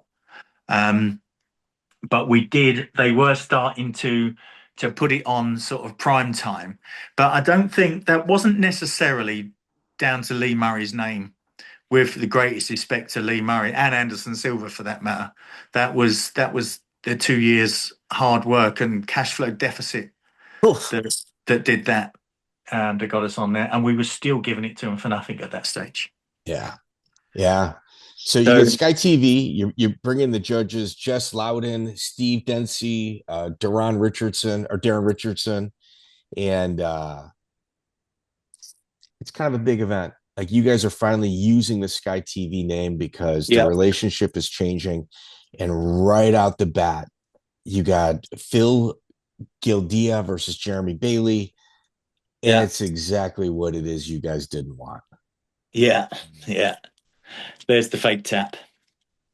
But yeah, that wasn't a great fight for us, but it was there was a lot of they hated each other, those two, genuinely hated each other. And so it was billed as a bit of a grudge match. And we didn't really enjoy the finish of it too much, but Even the beginning of it. What happened at the beginning? Remind me. Joey, they pull him out for the referee instruction before the fight starts, and Bailey punches the opponent right in the face, like a legit punch, and then continues to go after him. He won't let the fight start, like where Waterman or Rex is just like, just get in the wrist. I'm gonna ring the bell. It's okay. Yeah, and I'm gonna let you fight. You guys are gonna fight, but they just kind of let it play out. That happened a couple of times around about that time, but I don't know what they think they're trying to achieve by it. The other person I saw do it was I'm not going to remember their names now. Mr. T was albeit it was a Turkish guy, not a black guy. But Al Turkish Muhammad or something like that. Yeah. You're heavyweight champion. Yeah, you're heavyweight champion. No, that's Mustafa Al Turki. He beat Mark Kerr. Yeah, he did. So, but not an informed Mark Kerr. I'll say again, but no. So, but the sucker punch before during the ref's instruction happened to us twice. But in a way, it's no real harm done. There's no real weight behind the punches, and these guys get punched in the face for a living. So there was no injuries. Not a lot of attorneys involved in what takes place with these guys. It's just we're going to figure this out. Yeah. So Joey, Jeremy losing the fight against Phil, lands like a punch at one point that drops Phil, like he's about to win the fight. Right. Starts soccer kicking him in the head, completely against the rules. They stopped the bout. Jeremy's real sorry, allows the guy to get his hand raised. And as they're going out of the cage, he goes for a hug, punches him in the face, and breaks the guy's nose. Oh, God. That's cage rage. Yeah. Yep. Yeah, but like I say, these things it happened a few times, but the amount of fights that we put on, bearing in mind our contenders series as well, it was very few and far between. Oh, no. Listen, these are the little things that would take place in everybody else's event that would occasionally bleed into your event, and you guys would take care of it. You guys would handle it. Jeremy seemed to have unlimited access at your events. Like, you guys didn't throw him out after that. You allowed him to stay in the building, which was shocking. What was your relationship like with him? Well, it was, I want to say, strictly professional at the time. I never socialized with him. I've socialized with him since. And he's a funny guy. He's like a professional comedian when you sit and talk to him. He's a funny, very amusing, very sharp and very quick-witted man. And always got a story. And he used to sell a lot of tickets, a hell of a lot of tickets. He was a very popular fighter. So, I liked him. I liked him, and still like him to this day. Like I said, I was at his birthday party just a few months ago. He had a street reputation as well. Yeah, his fight name Bad Boy isn't for no reason. No. He was always in scrapes. He's been in and out of prison several times, and has made a career out of security and debt collecting. His private number plate, license plate, is pay up, and is on his Rolls Royce. I would let you know now, but so he owns and runs his own gyms, and he's a good businessman, and a clever, likable guy. Good. If he's driving a Rolls Royce, he's doing things right. That's all. Yeah, there you go. So, he's quite funny. Find him on Facebook and follow him. He's so funny. Okay, I'll do that. So, Joey, the second fight of the night is Mark Epstein versus Sylvia De Souza. Sylvia De Souza. Sylvia De Souza is cornered by Anderson Silva. Really? Right. Mark Epstein's cornered by Leigh Murray. Yeah. Oh, wow. Yeah. This might have been part of the deal to get Anderson over. Of course. One of his students gets a fight as well. The result of that fight eludes me at the moment. Who won that one? Epstein. Yeah. Decision. Yeah. Yes. Quite a dull fight, really, wasn't it? Lots of lay and pray in the guard. Yeah, and Epstein got him. He got him. Ian Freeman makes the announcement that he's coming out of retirement to come fight Ryan Robinson. Yeah. James Zekic calls out Michael Bisping for the November card. Co-main event is Marc Weir, who beats one of our favorites, Joel de Oliveira. Guy who started fighting in 95. Yeah, a little bit of a weight issue there. So you got a Luta Livre guy on the card, Joe Hill, who we've got a world of respect for, and he's up a weight class against Weir. Yeah, I don't remember the result of that either. Weir finished him, and he should have. Weir did what he was supposed to do, and Joe Hill's built for like no holds barred. Like he's more of a headbutt guy, a street guy, and these rules kind of more hamper his skill set. Your main event, Anderson Silva beating Leigh Murray.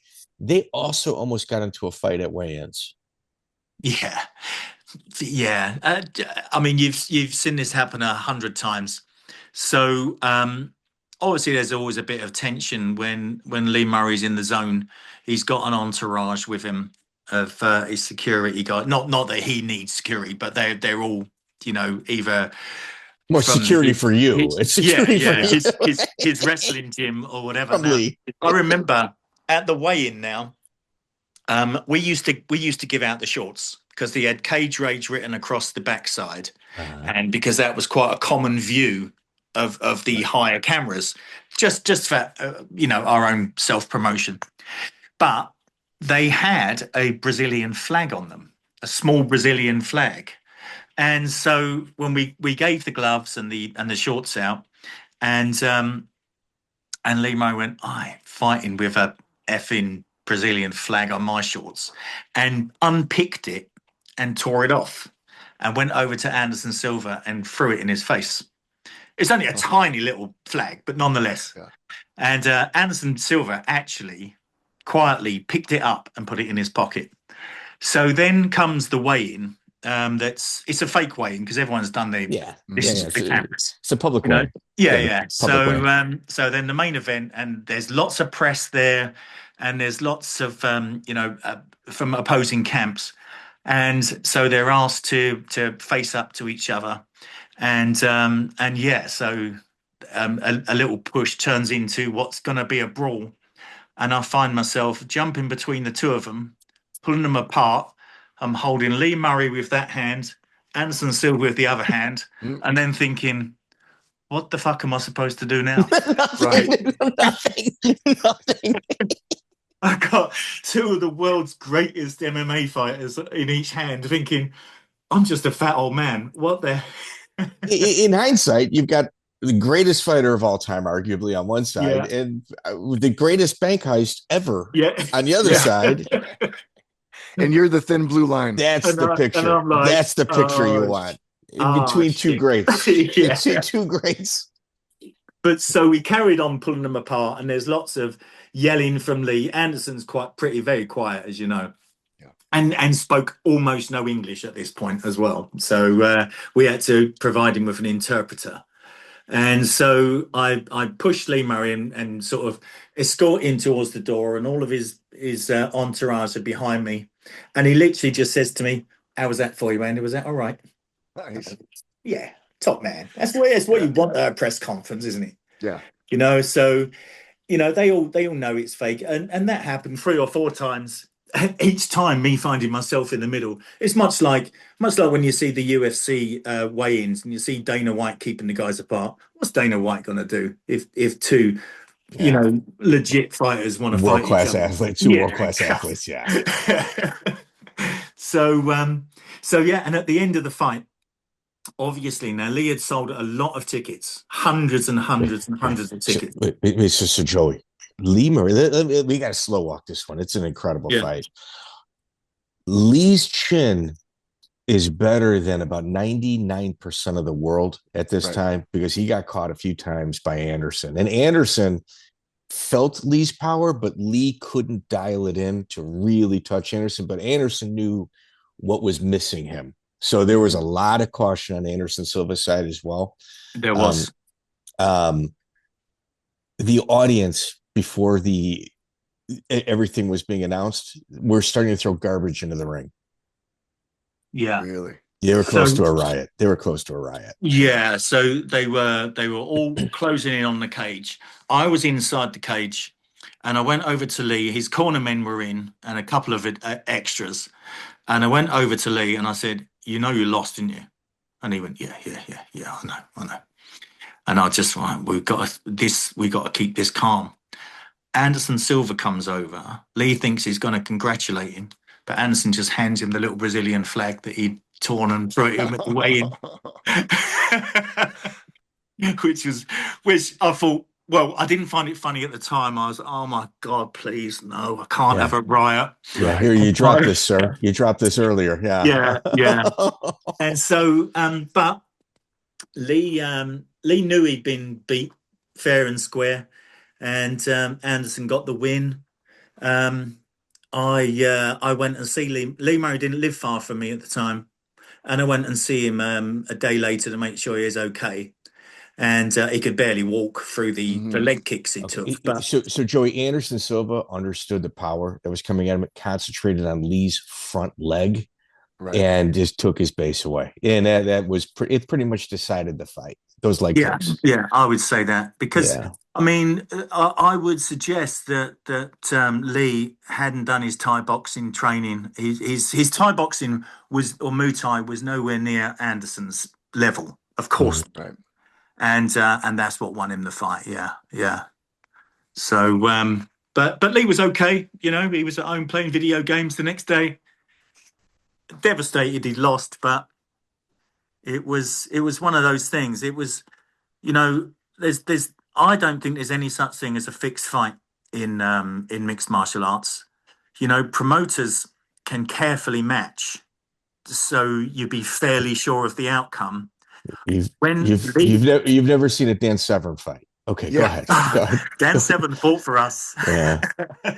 Speaking of fixed fights, but go ahead. Well, no, okay. In the UK. Okay, there we go with UK fighters. Okay, let's quantify that. Okay, good. Yeah, there's a story there, Joey. One day we're going to get to that. But go ahead. Yeah, so nothing is fixed. But as everyone knows, that a promoter wants to keep his boy winning. You tilt the table. Yeah. So, but with Leigh Murray, he was insistent. He wanted to fight Anderson Silva, and I was saying to him prior, "Are you sure? Are you totally sure?" I was thinking, "You're not going to win this fight, pal. Yeah, let's get you a win. Let's get you a win. Let's get you a win. Let's get you another fight. Not get you a win. Not get you a win where someone's going to lay down. But a tough win. Yeah, a tough win. He could have beat a lot of good guys. Yeah. But no, he wanted Anderson because he wanted to be elevated to Anderson's level. Yeah. And he wasn't. So I'm going to tell you what kind of professional Anderson Silva is. Obviously, you guys are like, "Hey, man, do you want to run this back? You know, maybe 5 rounds instead of 3. You know, that's kind of where you guys are thinking." And Anderson said, "Well, pre-fight, of course, he's never heard of Leigh Murray. Never heard of the guy. Don't know who he is. Never seen any video on him. Yeah. Post-fight, I've got no problem rematching him, but I think him and Marc Waller should fight first. If him and Marc Waller fight, if he beats Marc Waller, I'll fight the winner of that." And it's like, so you do know who both of them are. You know? He knew. He does his homework. He's a police officer now. He's a what? He's a cop in Los Angeles. In Beverly Hills. Beverly Hills.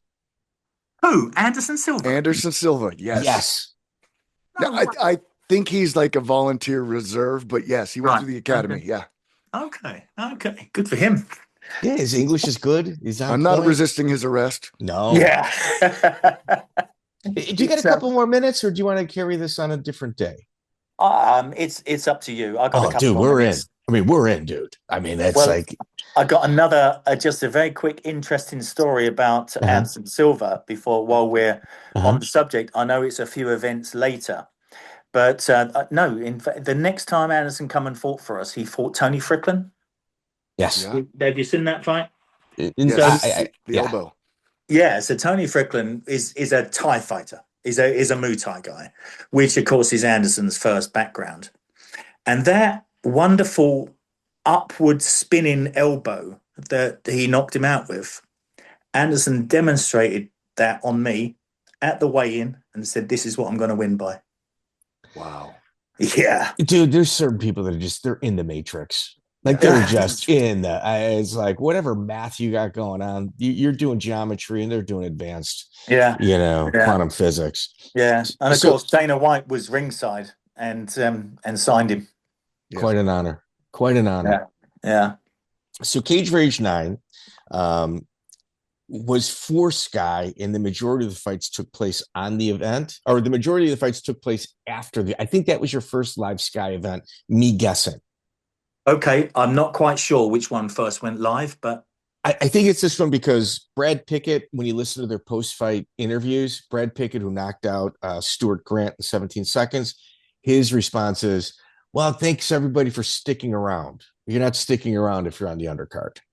yeah, right. So that wasn't live on Sky at that point. So if you're saying that to me, that's possibly just a little example of how our production skills had increased over the amount of shows we were doing. Okay. But yeah, that was that may have been Brad's first fight for us. I'm not sure. It was. No, it was. It was his first fight. I mean, he came out marketed excellent. Excellent.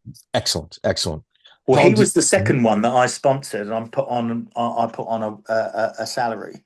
He's a big ticket seller too. Mm-hmm.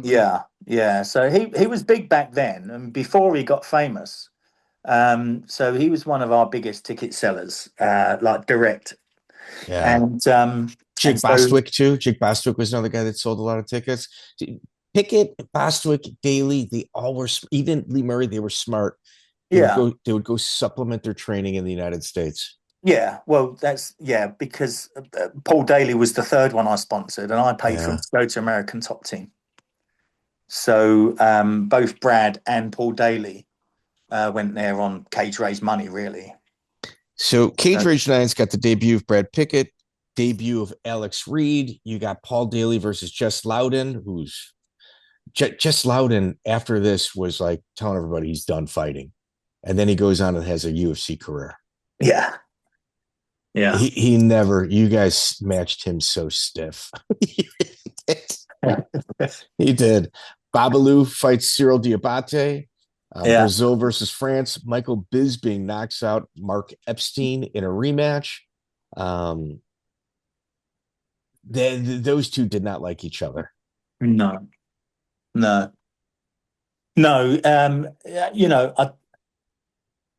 don't want to criticize Mike Bisping too much because he done what I never thought he could do, and he's had great success, and I'm sure he's a well respected fighter. So it's there's not many of the guys, the ex Cage Race guys, that I didn't get on with. In fact, I think he's the only one really. But so Bisping is dominating Epstein the entire fight. And in all honesty, it should have been stopped in the second round, but the bell rang. In the third round, Epstein, who's got extra cornermen in, and it's driving the referee crazy, he hits Bisping's front left knee, and Bisping almost collapsed.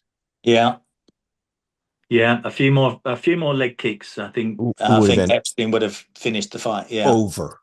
And Bisping, like the power of Thor, connects on a punch, and like there's a lot of drama there. Yeah, a lot of drama. Yeah. James Zekic challenged Bisping after this. Bisping said, "Hey, the money'd have to be right." I mean, he's pretty upfront. What about was my manager had a cut, even though Zekic said he'd fight for free. Zekic also had a reputation on the street. He's a tough man. Tough man. You saw his fight with us when he fought Cyborg, right? Yeah. Yeah. So like, he's just like a Terminator. You can't hurt him, and he still makes his living now as a bodyguard and security. I don't doubt that. Yeah. So tough guy. He's a very tough guy, but a nice guy. Nice. He was another one of these. He was a consummate professional. He was always on time. He was perfectly polite. He done his paperwork. He stood on the mark you told him to stand on. Walked when he was told to walk, and that's pretty much all you're asking for. Particularly once you get to live TV. Yeah. You know. So Yeah. he was a pro, but they're all starting to get a little old now. The thing at about this stage, they're all up in their 30s. The thing about live TV, the real heroes of that event work backstage, where they get everybody where they're supposed to go, and it's a job no real fight fan wants because they want to see the action. Yeah, yeah. But the discipline of the employees backstage is very impressive. We had the same runners every single show. Of course, you can't replace them because nobody wants that job. They want to see the fights, not be backstage for them. Yes. Yeah, absolutely. Yeah. And then you got the runners coming to me saying, Anderson Silva won't come out. He's busy praying. I mean, he won't come out. Wow. You know, I'm in a hurry. It didn't happen very often. It didn't happen very often because we'd give such a long like commentary to all the guys. You know, they had to be ready when the fight before them was about to start, in case it was a 30-second fight. Of course. You know, and if that meant they had to stand there for 20 minutes, then you got to stand for 20 minutes. It is what it is. Yeah, but some of the guys used to think that they're bigger than the show, who never came back. You know, and I'm talking nobodies. I'm not talking about when you bring in the pros over from America and Japan and Brazil. Yeah. Oh, they know the game. Yeah, and they do exactly what they're asked to do, and they make our lives so much easier. So Matt Lindland fights Marc Waller. Yep. Yeah. The post fight where Matt Lindland talks about Leigh Murray dressed like a clown. Yeah. Yeah. What are you in a circus? You're a clown? You know, Matt Lindland physically has no room to say anything to anybody, whether it's his hair or his body shape, his looks. Like and you don't want to get in a war of words with him. He has proven himself like a very tough competitor when it comes to sparring verbally. Yeah, yeah. So Matt Lindland, what a great guy. I loved working with Matt Lindland. It was, but that little episode he had with Leigh Murray in the cage afterwards, after whichever fight it was, I can't remember now. Yeah. This was another example of the power of being a promoter. Leigh Murray threw a bottle of water over Matt, and Matt was going to go for him, and I was going to fight, and I held Matt Lindland back like that with one arm. And I've got an Olympic silver medalist wrestler behind me going, let me at him. Oh, come on. Well, that's when you play for your wife. No, honey, you don't get how tough I am. That's an Olympic silver medalist. So that's one arm. That's one arm. Yeah. I just held him there. The man couldn't move. You know what I'm saying? And so, you know, these are pros who know the game. You know, it's not quite WWE, but everybody loves to see a face-off, don't they? So we had Matt Lindland on where we asked him, I'm like, so Matt, like, what about backstage? Like, Leigh Murray's got a big reputation. He goes, oh, no, he was a gentleman. Well, what do you mean? Absolutely, yeah. Like, no. He's one of us. Like, he accepted him as because that exchange was one of the most real things you're ever going to see. Right. Yeah. Were you a rodeo clown? What are you? Yes. Yeah. It was, I think Matt was at another event, and this was after Leigh got stabbed in a street fight. And so obviously was almost died. Yeah, almost died. Yeah. And Matt was standing up on the microphone saying, "Hey, Leigh, brother, come on, we're all together. We're all behind you, man." You know, there was no dislike. Anderson Silva and Leigh Murray didn't dislike each other. No, they're bonded at that point. Yeah. Forever. Some of my best friends are responsible for this nose. You know, it's something. in our sport, I think when you shared combat or you go into share combat, there's a respect for each other. Yeah. So, but yeah, Matt Lindland was great, and another great benefit of being a promoter is, I can't remember which event he was now, but we had Matt Lindland come over to our gym, and so the boys do a seminar. Yeah, kind of. He done a very brief one, but I wrestled Matt Lindland. I was pathetic. I was like, there was this there's a few guys from other gyms there, and it was Matt just wanted a lump to warm up with, and because I have no ego, I said yeah, sure. So Matt was just turning me, putting on top, literally pulling me back on top, and I was trying to hide side control, and he'd throw me over, and I wasn't really resisting. Matt's fighting in 48 hours time. And so there's another guy in the gym who's a potential fighter, who said, "Oh, can I roll Matt? Can I roll Matt?" And this guy was reasonable BJJ, and Matt's yeah, sure man. He's laying on his back. He said, "Yeah, come down." And this guy just went to town. He was going for heel hooks and leg locks, and in the end, before a sub was on, Matt just went tap tap tap. No, you win. Go on, get off. I mean, who tries to heel hook a guy 2 days before an event? He just get off.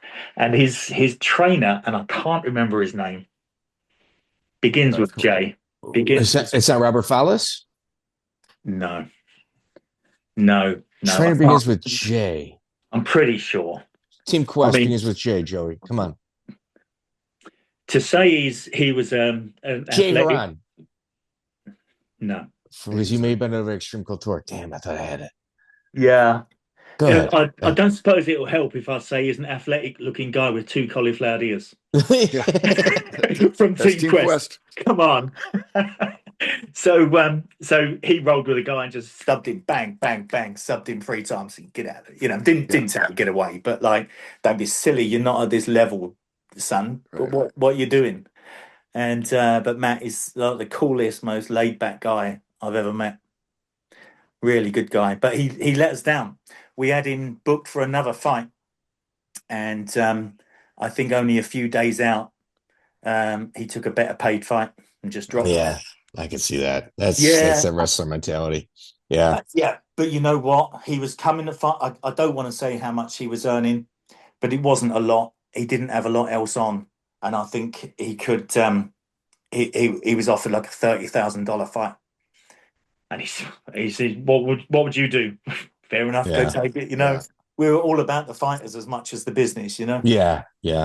You guys never caught any slack in regards to that. That's for sure. Nobody ever kind of questioned your motive in regards to your intention with the fighters. That's for sure.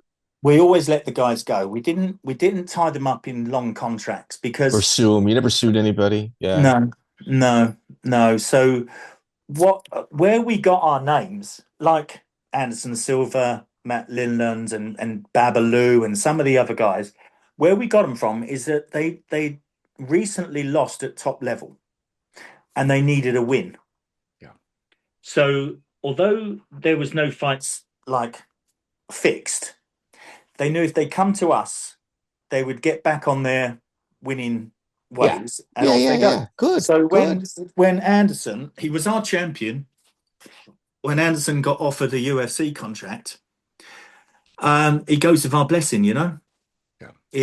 Although he was a big ticket seller for us, and it was great TV seller for us as well. We can't hold the guy back. So if they want to go, they go. So we never tied them up in contracts. So maybe we should have, eh? Nah, you guys did the right thing. You kept the respect amongst your peers. And when you're a gym owner, oftentimes people would say, well, you're just getting your own guys wins. And that was never really said publicly about you. I don't know, privately, obviously. But like I scoured the internet message boards and things of that nature just to kind of look for, things like Jeremy Bailey, like the little tidbits like that we like to kind of put in here. It didn't really exist. Yeah. But it was our own gym. I say our gym, it was Dave's gym. It was, there was no world-class fighters there. There was a few game undercard fighters, and as long as Dave knew their level and knew the level of the opponents, it was fine. But there was no one from our gym that ever really was ever going to top the bill. Was never going to. I mean, obviously, Brad Pickett was one of our fighters. Oh, not yet. You guys were developing. Yeah, not at this moment. Yeah. So when we noticed the potential that Brad had, that's when I paid for him to go full time, and then paid for him to go to American Top Team. So and it paid off for him, but it paid off for us too. Incidentally, not a direct return. No. You guys invested in the future. Yeah. That's like the one consistent thing that you see with you guys. You guys invested for the future, and you got paid. You sowed the fruits of your of what you guys put down. I mean, you did it right. You did it right. You scaled it right. Yeah, they were great times. Joey, that's Cage Rage 1 through 9. Yep. At this point, like, if you look at their production, there's a lot of bleed through in regards to giving direction backstage. There's lots of just little things that needed to be fixed and errors. And then when the changes come, dude, it's phenomenal. Yeah, it's phenomenal. Yeah, you guys hit your stride shortly after this. Yeah. And sometimes it means you got to fire people or let people go that have been with you for a long time, but the only way to grow is to kind of maybe infuse yourself with a little bit of new talent and ideas. Yeah, well, with the live TV came some money, some more money came in. We spent all the money and more on a bigger production team, and brought in actual producers. Mm-hmm. Although Dave and I were still down as producers, I mean, I still held the production meetings. I still wrote the running order. I still wrote the oh my God, it's gone out of my head again. I have been punched too many times, no. But on the night, Dave and I remained as presenters. So there was Sky producers there that were running it for us. Joey, you can really tell the difference. Joey. The women, mm-hmm. and the backstage partying that is right around the corner. Mm-hmm. Like at one point, Dave, I think, drank a few energy drinks and was using Ian Freeman as like a jungle gym, like his personal like climbing wall. And some of these, yeah. It was a live TV party. It looked like. It was great, man. It was from Cage Race 11 and 12. My God, it took a jump up, and the attention we were getting. It was amazing. It was absolutely amazing. We were surrounded with, we had celebrities and TV personalities putting their name down to if they could come, and pop stars and singers. Joey, American record labels were giving them like the guys that maybe, or the male and females that maybe weren't popular here, but they had them on their label. Let's just maybe try to infuse them over in Europe and maybe carry the popularity over here. Like, it's a legit little scene that you guys created, and you guys were the center of it. It was great fun as well. It was like a 6-year party. Yeah. It was fantastic. It was really, really good fun. Very stressful. Very stressful because, we knew what we wanted, and it was never good enough for me. Andy, Joey, I think we need to be honest with Andy up until this point about past interviews we've done with fighters from Cage Rage. Yeah. Andy, we've always asked people about the partying backstage. Oh, yeah. Yeah. Oh, I mean, some were honest. So some were honest. Some, I think Brad Pickett had no idea what we were talking about. Yeah. I'm not. The first time hearing of this. It's the first time I'm hearing of this, is what Brad Pickett said. Yes. Yeah, sure. Yeah. It was good. It was good. And I'd like maybe not this. I mean, we're recording on a Friday, maybe not this Friday, but the following. Could we get you again? Would you mind? Yeah, we can do that. Let me just see so where I good. am. It's so good, the Cage Rage Yes. era.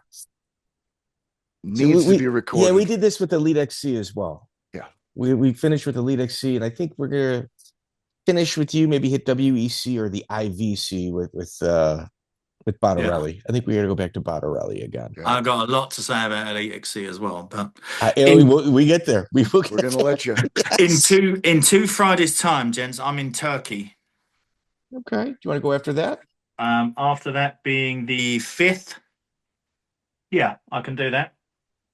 All right. Yeah, around about the same time. 100%. Easy. Works for us. This is easy for us. Andy, absolute gentleman. Thank you so much, sir. Andy, I appreciate it. Thank you. Really nice to meet you both. Yeah. Speak again. See you in 3 weeks. Absolutely. Yeah. Bye-bye. Yep. Yes, sir. It's a good one, man. It's the formidable years. Here's the thing. We're building the rocket ship. Yeah. It's going to take off. And when it explodes, like in April of 2008, and we're probably in episode 3, we'll get to that. Yeah. He steps away. It's right around the Elite XC. Yeah, he's just like, do you remember like when we had talked about in the Elite XC podcast in regards to like some of the other promoters being jealous and the Jeremy Lappin and kind of like the duplicity with Gerald. So essentially what it was is they'd give these guys money and say, all right, you got to go away now. And when you take that check and you cash it, but you're no longer the guy. You're no longer the guy. And in some cases, you're no longer part of the team. Yeah, part of the team anymore. So, I'm not saying that's what took place with Andy Geer, but he alluded a little bit of sour grapes on that side. In Andy, you got to remember that UK market is different than everywhere else in the entire world. Every market's got its own feel and culture, and these guys had it dialed in. Mm-hmm. They had it dialed in. So Bodog was a part of them as well. They made one mistake. They came on my record. Cage Rage 8, all of a sudden Anderson Silva, Leigh Remedios. It's like, okay, these guys are legit. Like these guys are a top promotion. Yeah. He was right to front the money and take a loss there because it changed my opinion of them, and I can't be alone.